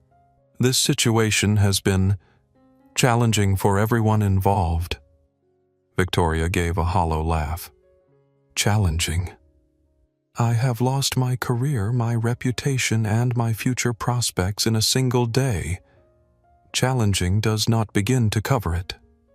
Elizabeth nodded, seating herself carefully on the edge of the sofa. "I know, and I feel somewhat responsible." "You?" Victoria frowned. "You did not do anything." "Precisely," Elizabeth replied. "I encouraged your behavior. I reinforced your assumptions. I was complicit in creating an environment where you felt your actions were acceptable." Victoria sank into a chair opposite her. "You are not responsible for my choices, Mrs. Whitfield." "Perhaps not directly," Elizabeth conceded. "But we create cultures together, Victoria, and I contributed to one that ultimately failed both of us." They sat in silence for a moment, two women confronting uncomfortable truths from opposite sides of the same incident. "What will you do now?" Elizabeth finally asked. Victoria shook her head. "I do not know. My entire adult life has been Pinnacle Airways. I do not know how to be anything else." Elizabeth studied her thoughtfully. "Perhaps this is an opportunity, then, to become something different, something better." The words hung between them, not quite forgiveness, not quite absolution, but a tentative acknowledgement that even the most profound failures could contain the seeds of transformation. As Elizabeth left a short time later, Victoria stood at her window watching the older woman's car pull away. For the first time since the incident, she felt something beyond the crushing weight of humiliation and loss. It was not hope exactly, but it was perhaps the beginning of reflection. The journey ahead would be long and difficult, but like all journeys, it began with a single step: the recognition that the path she had been on had led her terribly tragically astray. 1 month after Flight 837, Pinnacle Airways headquarters hummed with unprecedented activity.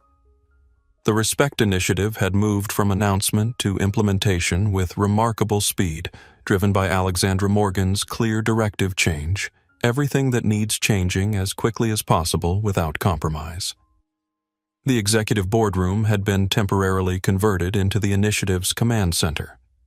Timeline charts covered the walls alongside data visualizations, tracking complaint service metrics and implementation milestones. Robert Grant stood before the assembled leadership team, reviewing progress. Training program rollout is at 68% of customer-facing staff. Complaint review is complete for the past 3 years, ongoing for years 4 and 5. The service feedback app launches next week for beta testing on selected routes. Alexandra nodded, making notes on her tablet, a new one replacing the water-damaged device from Flight 837. And the Protocol 16 expansion, fully implemented, Nicole reported. Every executive, VP, and above has completed at least one anonymous flight. The results are illuminating. She displayed a chart showing service quality ratings from the executive flights broken down by race and gender of the executive travelers. The disparities were unmistakable. White male executives consistently reported excellent service, while executives of color, particularly women, reported noticeable differences in quality attention and respect. This confirms what we suspected Alexandra observed. The problem is not isolated to a few bad actors. It is baked into everyday interactions. Carlos Mendoza, now leading the technical implementation of the Respect Initiative, added, "The good news is, now we can measure it. The real-time feedback system is already identifying patterns we could not see before." Alexandra turned to Diana Foster, who had been unusually quiet throughout the meeting. Diana update on the in-flight services restructuring. Diana straightened in her seat. The past month had been particularly challenging for her department with the realization that discriminatory service had flourished under her ultimate authority.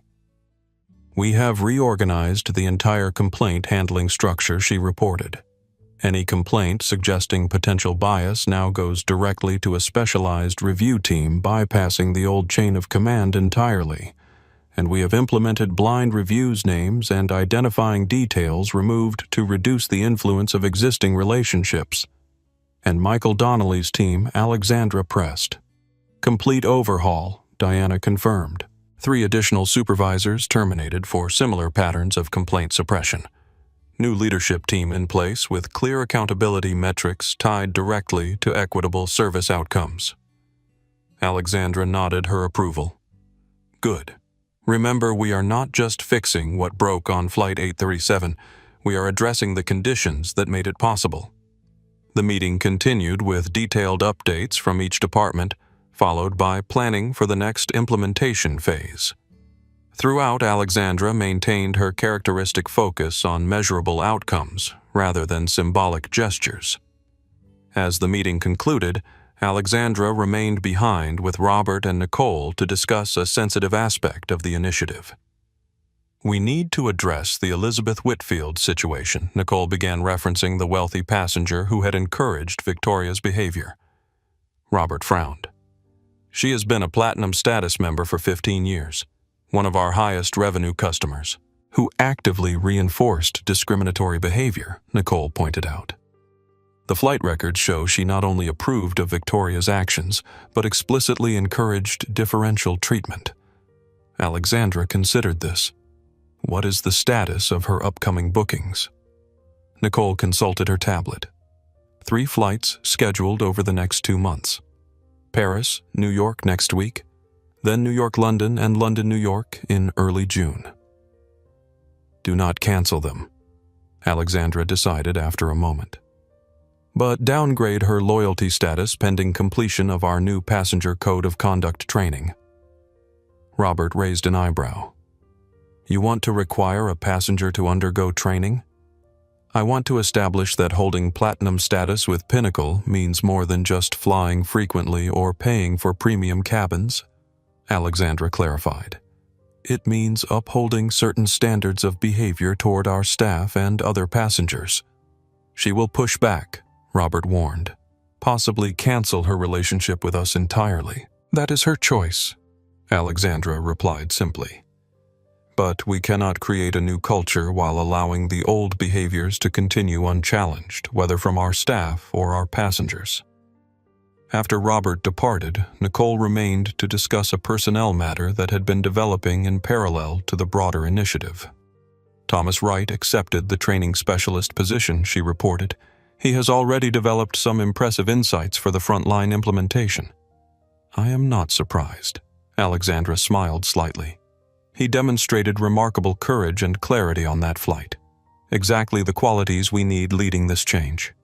Nicole hesitated, then added, There has been some pushback from longer-tenured staff, comments suggesting he has only been promoted because he was nice to the CEO on the right day. Expected. Alexandra shrugged. Change is uncomfortable. Some people will look for any explanation that lets them dismiss it. Keep supporting him, but do not shield him entirely. He needs to develop the resilience to face that resistance directly. As Nicole departed, Alexandra turned to the window overlooking the Manhattan skyline. In the month since Flight 837, Pinnacle Airways had initiated more structural change than in the previous 3 years combined.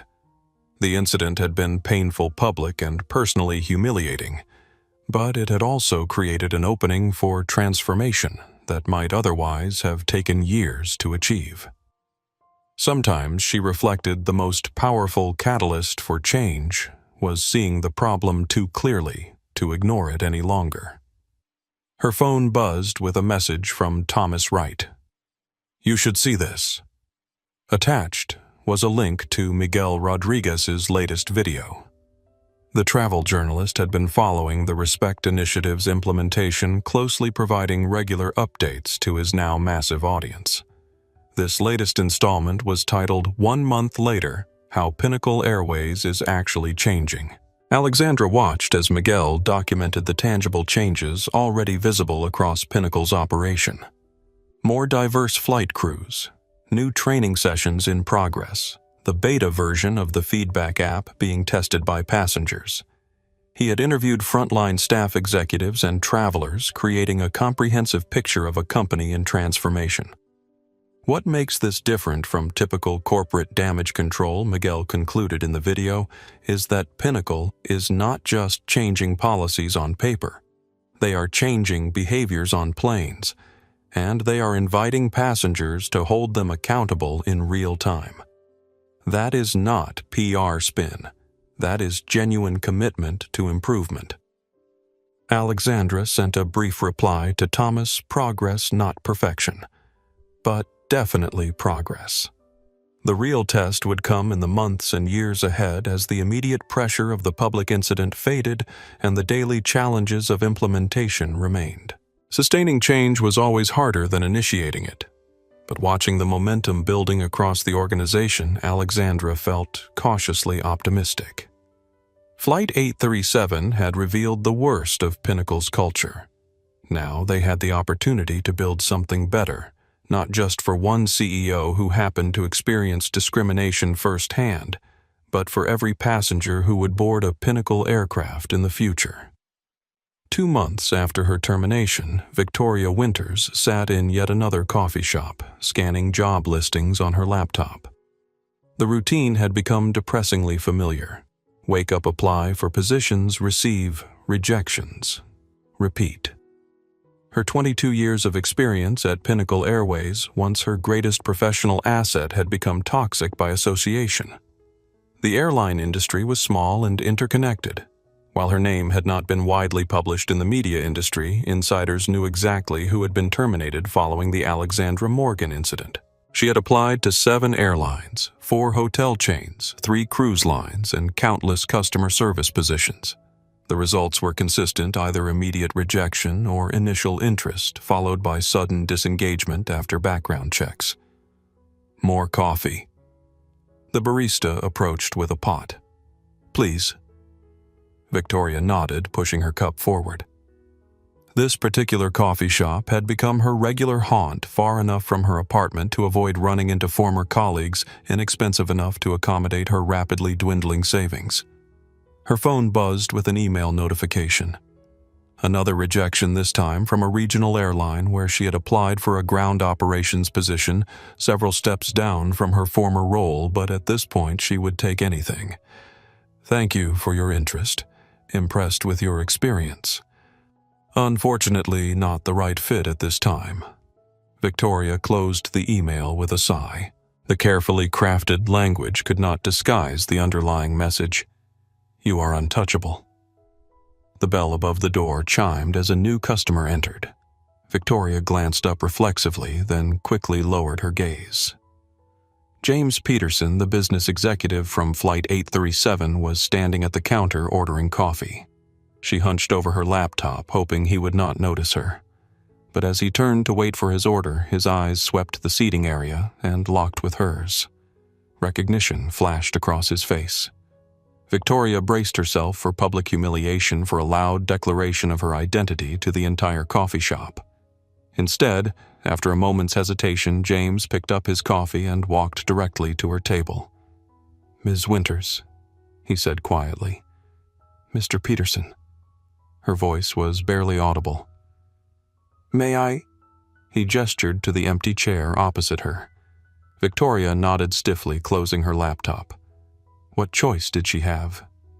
James sat studying her with unexpected thoughtfulness. I almost did not recognize you without the uniform. That is somewhat the point, Victoria admitted. I am not eager to be recognized these days. James nodded, understanding. I can imagine.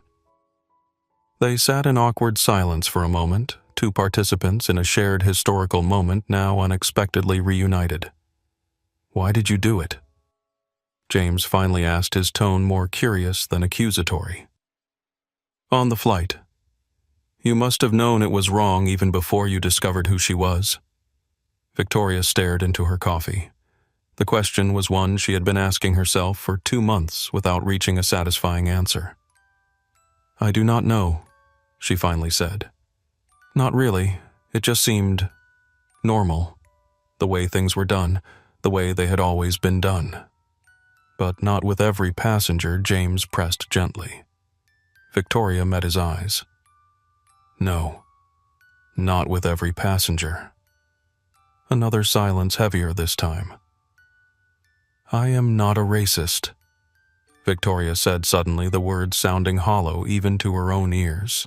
"I never thought of myself that way. I had ideas about who belonged in first class, what they should look like, how they should act, and Ms. Morgan did not fit that image. No, she did not." Victoria's voice dropped to a whisper. "And I never questioned why I had that image in the first place." James nodded slowly. "I have been thinking about that flight a lot, about why I did not say anything until it was too late, about what that says about me." Victoria looked up, surprised by the confession. "You were just a passenger." "Who saw something wrong and stayed silent," James countered. "That makes me part of the problem too, does not it?" The question hung between them, neither accusation nor absolution, simply an honest reckoning with uncomfortable truth. "What will you do now?" James asked after a moment. Victoria gestured to her laptop. "Try to find work. Though at this point I would settle for any job that would have me." James considered this. "It will not be easy. The story is still making waves throughout the industry." "I know." Victoria's voice was resigned. 22 years building a career destroyed in a single day. Because of choices you made.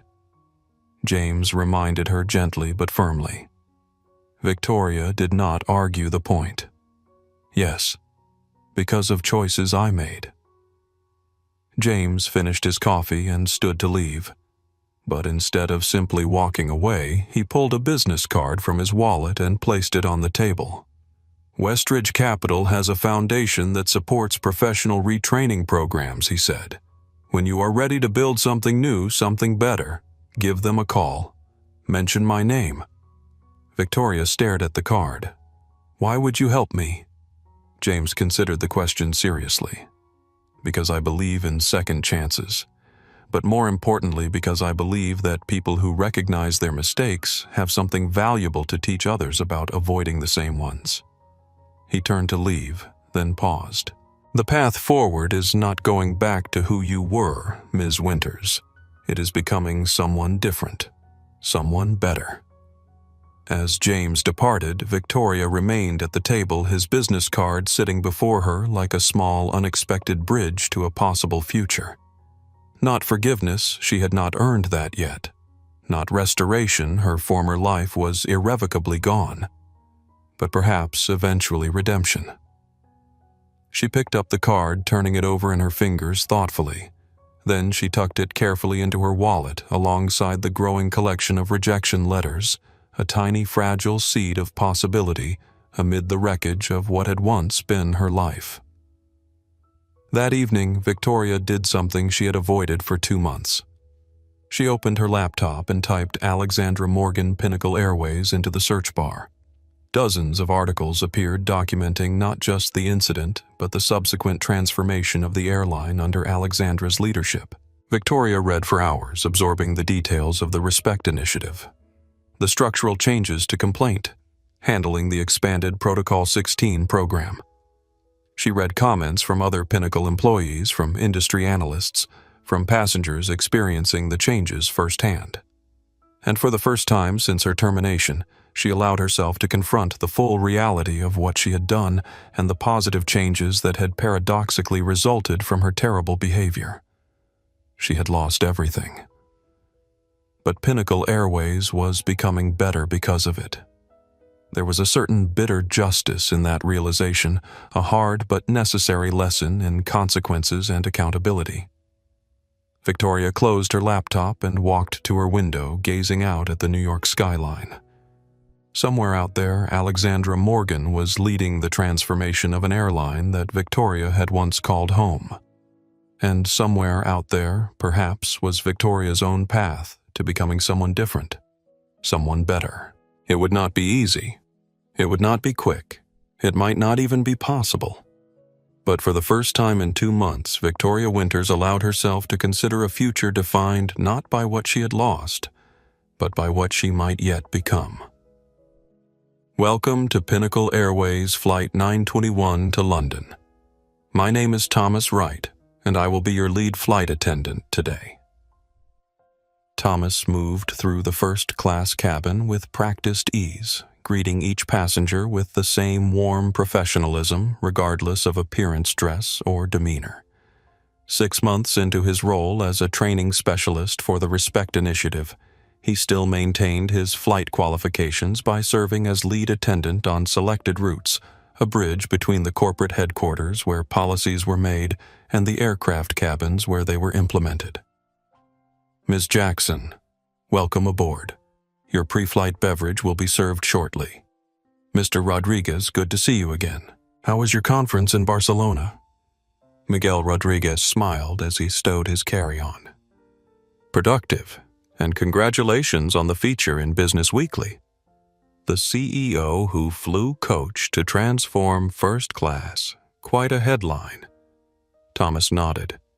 Ms. Morgan deserves the recognition. The changes she has implemented are making a real difference. Indeed, Alexandra Morgan had recently been featured on the cover of Business Weekly, the headline celebrating her hands-on approach to corporate transformation. The article had detailed the comprehensive changes at Pinnacle Airways following the infamous Flight 837 incident, highlighting the Respect Initiative as a model for the industry.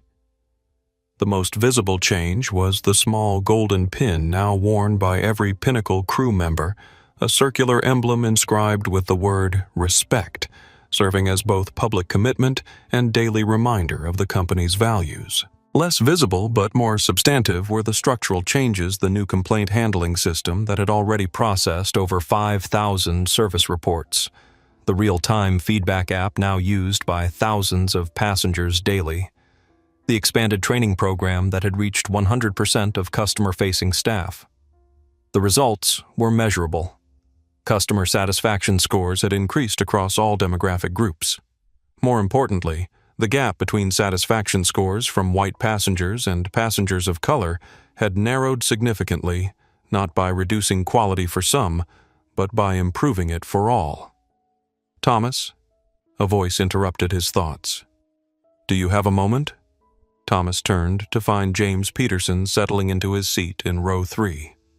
Of course, Mr. Peterson. What can I do for you? James lowered his voice. I ran into Victoria Winters about 4 months ago. I have been wondering what became of her. Thomas hesitated. Victoria's name was rarely mentioned at Pinnacle these days, except as a case study in what not to do. I am not sure he admitted. I heard she was having difficulty finding work in the industry. James nodded thoughtfully. I gave her my foundation's contact information. I hope she used it. That was generous of you. Thomas observed, careful to maintain professional neutrality. Not generosity, James corrected. Accountability. We all played a role in what happened that day, even those of us who stayed silent when we should have spoken up. Before Thomas could respond, his attention was drawn to a new passenger boarding the first-class cabin, a distinguished older woman with silver hair and a designer handbag. Mrs. Whitfield, he greeted her. Welcome back to Pinnacle Airways. Elizabeth Whitfield nodded stiffly. Mr. Wright, I see you have been promoted since our last encounter. In a manner of speaking, Thomas acknowledged. Your seat is 4A today. May I help you with your coat? Elizabeth surrendered her cashmere coat with a bemused expression. Since the incident, she had been required to complete Pinnacle's new passenger code of conduct training to maintain her loyalty status, a requirement she had initially resisted fiercely before ultimately complying. I must admit, she said quietly as Thomas hung her coat. I did not expect these changes to last. Corporate initiatives usually fade once the media attention moves on. This one will not, Thomas assured her. Ms. Morgan is quite determined. Elizabeth settled into her seat, a thoughtful expression replacing her usual imperiousness. Yes, I believe she is. And perhaps that is for the best. As Thomas continued his pre-flight duties, his mind briefly returned to Victoria Winters. What would she make of the transformed airline that had once been her workplace? Would she recognize the positive changes that had ironically resulted from her terrible behavior? Or would she see only what she had lost? The questions had no answers, at least none that Thomas could provide. Victoria's story had become a footnote in Pinnacle's history, a catalyst for change, then left behind as the company moved forward. Meanwhile, in a classroom at the City College of New York, Victoria Winters stood before a whiteboard addressing a diverse group of adult students. Today, we are discussing customer service ethics. She began, her voice steady and assured. Specifically, how unconscious bias influences service quality and what we can do to recognize and counteract it. The career rehabilitation program had been unexpected, emerging from her connection with James Peterson's foundation and her growing willingness to share her story as a cautionary tale. She was not teaching flight attendants or airline staff that bridge was thoroughly burned. Instead, she was working with adult learners in a general business program, using her experience as a powerful example of what not to do. 6 months ago, I lost a 22-year career because of choices I made. Victoria told her students, her voice carrying no self-pity, only clarity. Choices rooted in assumptions and biases I had never examined. Today, I want to help you avoid making the same mistakes. It was not the future she had envisioned. It was not the culmination of her decades in the airline industry. But it was perhaps the beginning of something more meaningful, a way to transform her failure into lessons for others.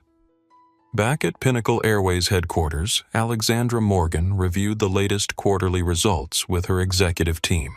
The Respect Initiative metrics were displayed alongside traditional financial indicators, given equal prominence in the company's performance assessment. Service quality ratings are up 18% year over year, Carlos reported. More importantly, the disparity between demographic groups has decreased by 76% since implementation began. Complaint escalations, Alexandra asked.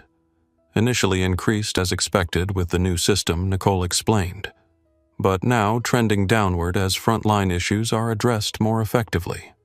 Robert Grant, ever the financial pragmatist, added the business perspective. Customer loyalty has increased 12% among previously underserved demographics. That translates to approximately $42 million in retained revenue that we would have likely lost to competitors. Alexandra nodded, satisfied with the progress, but not complacent. Good. But we are not done. I want the remaining service disparities eliminated entirely by year-end, not reduced eliminated. That is an ambitious target, Diana observed. Yes, Alexandra agreed without apology. It is, because mostly equal is not equal at all. As the meeting concluded, Alexandra remained behind to review the latest Protocol 16 reports. The program had expanded significantly, with executives from every level regularly experiencing Pinnacle's service as ordinary passengers. The data was encouraging. Incidents of discriminatory treatment had declined sharply. When they did occur, they were addressed immediately through the new accountability structures rather than buried in bureaucracy. Alexandra's phone chimed with a message from Thomas Wright. Flight 921 departed on time. Full implementation of respect protocols observed in first class and business, continuing to economy, will submit full report upon landing. She smiled slightly. Thomas had exceeded her expectations, emerging as one of the most effective advocates for the initiative. His experience on Flight 837 had given him unique credibility with both management and frontline staff, the rare ability to speak truthfully to both. Alexandra sent a brief reply. Noted. Thank you, Thomas. 6 months after the watershed moment on Flight 837 Pinnacle Airways was a demonstrably different company. The changes were not merely cosmetic or temporary.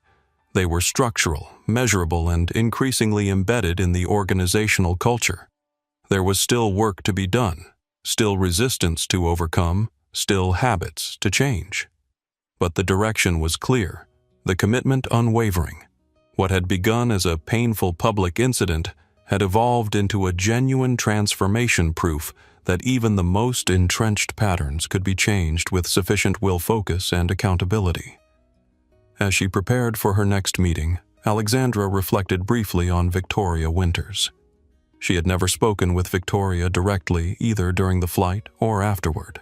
There had been no dramatic confrontation, no opportunity for Victoria to apologize or for Alexandra to forgive. Perhaps that was fitting.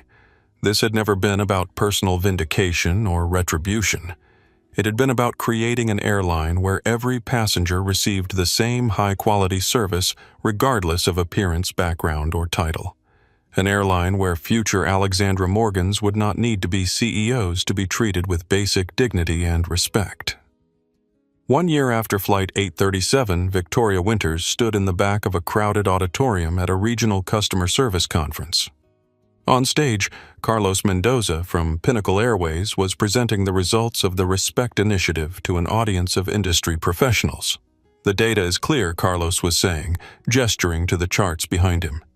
Equitable service is not just ethically right, it is a business imperative. We have seen double-digit improvements in customer loyalty, employee satisfaction, and brand perception. Victoria watched silently, a name badge identifying her as a representative of the Urban Education Center rather than an airline. She had debated whether to attend this conference, knowing that Pinnacle executives would be presenting and former colleagues might be present. But her new role teaching service ethics required her to stay current with industry developments, and Pinnacle's transformation had become a case study taught in business schools nationwide. Carlos continued his presentation detailing the specific changes Pinnacle had implemented and the measurable results they had achieved. Victoria listened with the strange dual perspective of both outsider and insider. No longer part of the company, yet intimately familiar with the culture he was describing. When the presentation ended and the audience dispersed for the networking break, Victoria remained in her seat, processing what she had heard. Pinnacle had changed profoundly in her absence, becoming a leader in equitable service practices across the industry. The airline she had served for 22 years had been transformed paradoxically because of her failure. Victoria. She looked up to see Thomas Wright standing in the aisle beside her. Her former junior colleague, now wearing a Pinnacle executive badge, was regarding her with surprise and uncertainty. Thomas, she acknowledged, rising to her feet. "That was an excellent presentation. Thank you," he replied, studying her carefully. "I did not expect to see you here." Victoria gestured to her name badge. "I teach service ethics now. Part of the job is staying informed on industry developments." Thomas nodded, absorbing this information. "I have heard you are doing good work. James Peterson mentioned it when he flew with us a few months ago. James has been unexpectedly supportive," Victoria admitted, "when most people wanted nothing to do with me." An awkward silence fell between them. Former colleagues separated by a chasm of experience and consequence. "How is everything?" at Pinnacle, Victoria finally asked. "Changed," Thomas replied simply. "For the better, I think. The Respect Initiative has transformed not just policies but culture. Things that used to be accepted are now addressed immediately. Things that used to be ignored are now measured and managed." Victoria nodded, a complex mixture of emotions crossing her features. "Good. That is, good." "It is," Thomas agreed. Then, after a moment's hesitation, he added, "You know, in a strange way, you helped make it happen. Not intentionally, of course, but my failure created an opening for change." Victoria finished for him. I have had a lot of time to think about that particular irony. They stood in silence again, the busy conference hall flowing around them like a river around two stones. "Are you happy?" Thomas Victoria asked suddenly. With your new role with the changes, Thomas considered the question seriously. "Yes. I am doing meaningful work that aligns with my values. That matters more than I understood a year ago." Victoria smiled faintly. "I am learning that lesson too, belatedly. My new role pays less than half what I made at Pinnacle, but the work feels necessary, important, teaching others to avoid your mistakes." "Exactly." Victoria's expression was rueful but determined. "It is not the future I planned, but perhaps it is the one I needed." Before Thomas could respond, a voice called his name from across the hall. Carlos was gesturing for him to join a group of industry executives. "I should go," Thomas said apologetically. "Of course." Victoria stepped back, preparing to retreat into anonymity again. But Thomas did not immediately walk away. Instead, he regarded her thoughtfully for a moment. "Victoria," he said quietly, "what happened on Flight 837 was wrong. What you did was wrong. But what you are doing now, using that experience to teach others to prevent similar incidents, that is right. That matters." The words were not forgiveness exactly. They were not absolution or reconciliation, but they were acknowledgement of her effort to create something meaningful from her failure. And in that moment, it was enough. "Thank you, Thomas," she replied simply. He nodded once, then turned and walked toward Carlos and the waiting executives. Victoria remained for a moment watching as Thomas was welcomed into the group, respected, valued, advancing in a career that she had once thought would be hers. Then she gathered her conference materials and made her way toward the exit alone, but not entirely bereft. Outside the convention center, Victoria paused on the steps looking up at the clear blue sky. A Pinnacle Airways plane passed overhead, its logo visible even from the ground. She watched it until it disappeared from view, a symbol of both what she had lost and what she was struggling to become. The path forward was not easy. It was not the path she would have chosen, but she was beginning to understand a path with its own purpose and meaning, one that might eventually lead to a kind of redemption she had not initially believed possible. Victoria descended the steps and began walking toward the subway, her conference badge swinging slightly with each step. Behind her, the aviation industry continued evolving partially because of mistakes she had made and lessons painfully learned. Ahead of her lay a future still uncertain but no longer empty, a future where her worst failure might become her most valuable teaching tool. It was not the ending she had once envisioned for her story. But perhaps, she reflected as she joined the flow of commuters descending into the subway, it was a better beginning than she deserved. 3 years had passed since Flight 837. The incident, once headline news, had gradually been absorbed into corporate folklore, a watershed moment frequently referenced in business school case studies, but fading from public consciousness as new controversies emerged to capture the world's attention. Victoria Winters stood at the podium in a community center classroom concluding her workshop on recognizing bias in customer service. The attendees, a diverse group of adult learners preparing to enter or return to the workforce, were gathering their materials and exchanging contact information. "Remember," Victoria emphasized as the session wound down, "the most dangerous biases are the ones we do not recognize in ourselves. Questioning our own assumptions is not weakness. It is the foundation of truly equitable service." As the participants filed out, Victoria began gathering her presentation materials. The community center's director had poked her head in earlier to mention that a special guest would be observing the next session, someone from a corporate foundation considering funding for the program's expansion. Victoria straightened the classroom, arranging chairs in a semicircle for the afternoon workshop. 3 years of teaching had given her a different perspective on space, no longer the hierarchical environment of an aircraft cabin, but the collaborative circle of a learning community. She checked her watch. 15 minutes until the next session. just enough time to review her notes and prepare for the observer. Victoria had grown accustomed to Foundation representatives and potential funders sitting in on her workshops. Their presence no longer made her nervous. The door opened behind her. Victoria turned, expecting the center director with the promised visitor. Instead, Alexandra Morgan stood in the doorway.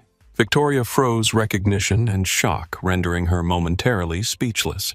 Alexandra looked much as she had 3 years earlier, composed, elegant, in a simple navy suit, her expression calm but alert. The only visible difference was a touch of gray at her temples that had not been there before. "Ms. Winters." Alexandra acknowledged with a slight nod. Ms. Morgan Victoria managed her voice steadier than she would have expected. "I was not told you would be the observer. I asked the director not to specify," Alexandra explained, stepping into the room. "I thought it might be easier that way." Victoria gathered herself, professional instincts taking over. "Would you like to sit? The next workshop begins in about 10 minutes. Alexandra took a seat in the semicircle, setting her briefcase beside her. Victoria remained standing, unsure of the appropriate protocol for this utterly unexpected reunion. "You are probably wondering why I am here," Alexandra said after a moment. "The thought had crossed my mind," Victoria admitted. "I cannot imagine Pinnacle Airways is considering funding this program." "Not Pinnacle directly, no," Alexandra clarified. "The Morgan Foundation, my personal foundation, is evaluating community education initiatives focused on bias recognition and equitable service practices. Your program was recommended by James Peterson." Victoria absorbed this information. "I see. James speaks highly of the work you are doing here," Alexandra continued. "He believes it is making a genuine difference." "I try," Victoria said simply. They regarded each other in silence for a moment. Two women whose lives had intersected in a single dramatic incident and then diverged into entirely different trajectories. "I owe you an apology." Victoria finally said the word she had rehearsed countless times in her mind over 3 years, finally finding voice. "What I did on that flight was inexcusable, discriminatory, wrong. I have spent 3 years trying to understand why I acted that way and trying to become someone different." Alexandra listened without interruption, her expression attentive but unreadable. "I do not expect forgiveness," Victoria continued. "I do not even expect you to believe that I have changed. But I want you to know that what happened that day, what I did, led me to completely reevaluate who I was and who I wanted to be." She gestured to the classroom around them. "This work teaching others to recognize their biases before they act on them has become my way of trying to create something positive from my failure. It does not erase what I did. Nothing could. But it might help prevent others from making the same mistakes." Alexandra was quiet for a moment, considering Victoria's words. When she finally spoke, her voice was measured and thoughtful. "You know, I never intended to reveal my identity on that flight," she said. "I wanted to experience our service as any passenger would. What happened forced my hand, but it also revealed problems that might have remained hidden much longer otherwise." She studied Victoria with a gaze that was neither accusatory nor forgiving, simply clear-sighted. "Pinnacle Airways is a better company today because of what happened 3 years ago. More equitable, more accountable, more true to the values we claimed to hold." Victoria nodded, acknowledging the truth in this assessment. "I lost my career," she said quietly. "But thousands of passengers gained something more important, the right to be treated with equal respect regardless of how they look." "Yes," Alexandra agreed. "That is an accurate summary of the situation." Another silence fell between them. Not comfortable, but no longer as tense as before. "May I observe your workshop?" Alexandra asked, returning to the ostensible purpose of her visit. "Of course," Victoria replied. "Though I should warn you that I use Flight 837 as a case study, I do not mention names, but the participants might recognize the incident Alexandra finished for her. That is fine. It is public record, and perhaps hearing it from your perspective will be instructive. Before Victoria could respond, the door opened again as participants for the afternoon session began to arrive. They filled the remaining seats in the semicircle, some casting curious glances at Alexandra, though none appeared to recognize her. Victoria returned to the podium and began the workshop with practiced ease, introducing concepts of unconscious bias and its impact on service quality. As the session progressed, she moved into practical examples, eventually arriving at what she called the flight incident. 3 years ago, I was a senior flight attendant with over 20 years of experience, Victoria explained to the group. I considered myself professional, fair, and unbiased. And then, on one particular flight, I discriminated against a passenger because she did not fit my image of who belonged in first class. She detailed the incident without excuses or self-justification, describing each discriminatory action she had taken and the assumptions that had driven them. Throughout, Alexandra remained silent, watching Victoria transform their shared history into a powerful teaching moment. I did not recognize my bias, Victoria concluded. I did not question my assumptions. And because of that, I caused harm, lost my career, and failed the basic ethical requirements of my profession. The passenger I mistreated turned out to be the CEO of the airline, but that is actually the least important detail of the story. She looked around the room, making eye contact with each participant. She should not have needed to be CEO to receive equal respectful service. No one should. That is the real lesson here. As the workshop continued with group exercises and discussion, Alexandra observed Victoria's teaching style, direct, thoughtful, and notably free from self-pity. She had taken full ownership of her failure and transformed it into a tool for others' learning. When the session concluded 2 hours later, the participants departed with new perspectives and practical strategies. Victoria remained at the podium gathering her materials as Alexandra approached. "That was illuminating," Alexandra said. "You have developed an effective teaching methodology." "Thank you," Victoria replied. "It has evolved over time. I have found that personal failure makes a more powerful example than theoretical concepts." Alexandra nodded in agreement. "The Morgan Foundation will be supporting your program's expansion. The director will receive official notification next week." Victoria looked up, genuinely surprised. "I appreciate that. The program has a waiting list we have not been able to accommodate due to funding constraints." "I believe in the work you are doing," Alexandra said simply. "Not because it absolves past actions, but because it helps prevent future ones." Victoria accepted this assessment with a nod. "That is all I am trying to accomplish at this point." As Alexandra prepared to leave, she paused, considering her next words carefully. "You asked me once in this very discussion if I believed you had changed. I did not answer then, but I will now. Yes, I believe you have. The woman who taught that workshop today is not the same woman who discriminated against me 3 years ago."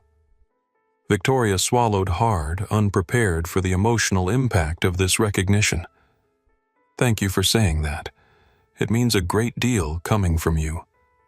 The true measure of change is not in policies or programs," Alexandra observed. "It is in people. And sometimes the people who need to change the most are the ones who can eventually help others change too." Victoria nodded, absorbing the profound truth of this observation. "I lost everything because of who I was," she acknowledged. "But I found something better because of who I am becoming." Alexandra extended her hand, offering not forgiveness exactly, but a certain professional recognition of Victoria's journey. Victoria accepted it. The handshake brief but significant, a small moment of human connection, bridging the chasm their shared history had created. As Alexandra departed, Victoria remained in the classroom, reflecting on the unexpected closure this encounter had provided. The weight of the past had not disappeared entirely. It never would. but it felt somehow lighter now, more like a lesson carried forward than a burden dragging her back. Outside the community center, Alexandra paused on the sidewalk, looking up at the building where Victoria Winters was transforming her greatest failure into a force for positive change. The symmetry was powerful, both women now dedicated to ensuring that what happened on Flight 837 would never happen again, approaching the same goal from completely different positions. Alexandra's phone buzzed with a message from Thomas Wright, now Vice President of Service Quality at Pinnacle Airways Respect Initiative. Third-year results finalized. 0 statistical difference in service quality across passenger demographics. We did it. Alexandra smiled slightly as she typed her response. Not the end, just the beginning. Keep going. She tucked her phone away and continued down the sidewalk toward her waiting car, the path ahead clear and purposeful. Behind her, in a community center classroom, Victoria prepared for her next workshop. Her path different but equally meaningful. Just as Alexandra reflected, was not about punishment. It was about transformation. Of systems, yes, but more importantly, of hearts and minds. The story of Flight 837 had come full circle. The incident on Pinnacle Airways Flight 837 forever changed the lives of everyone involved. What began as a routine journey across the Atlantic became a powerful catalyst for transformation, not just for an airline, but for an industry and the individuals caught in its pivotal moment. Alexandra Morgan continued leading Pinnacle Airways with a renewed commitment to equitable service, her experience on Flight 837 informing every major decision. The Respect Initiative became an industry standard with multiple airlines adopting similar programs and metrics. Her quiet dignity in the face of discrimination had ultimately created more positive change than any amount of outrage or retaliation could have achieved. Victoria Winters never returned to the airline industry but found unexpected purpose in teaching others to recognize the biases she had once embodied. Her greatest failure became her most powerful teaching tool, and in that transformation lay a form of redemption few would have predicted possible in the aftermath of her very public disgrace. If this story resonates with you, perhaps it is because we have all been on both sides of the equation at different moments, making assumptions about others based on appearance or being judged unfairly without consideration of our full humanity. The true power of this story is not in its dramatic revelation or satisfying consequences, but in its reminder that real dignity comes not from titles or positions, but from how we treat each person we encounter, regardless of who we believe them to be. Where are you watching from? Have you witnessed or experienced discrimination in spaces where you should have been welcomed? Share your story below. And remember, change begins not with grand gestures, but with simple, consistent choices to see beyond our assumptions and treat every person with the dignity they inherently deserve. This story isn't just about what happened in first class. It's about what happens in all of us when we allow our biases to dictate our actions. If you found value in this message, please hit the like button, subscribe to our channel, and share this video with someone who needs to hear it. Your support helps us create more content that sparks meaningful conversations about equality, dignity, and the power of positive change. Let's continue this important discussion in the comments below. We're reading every one of your stories and experiences. Together we can build a world where respect isn't just an initiative but a way of life.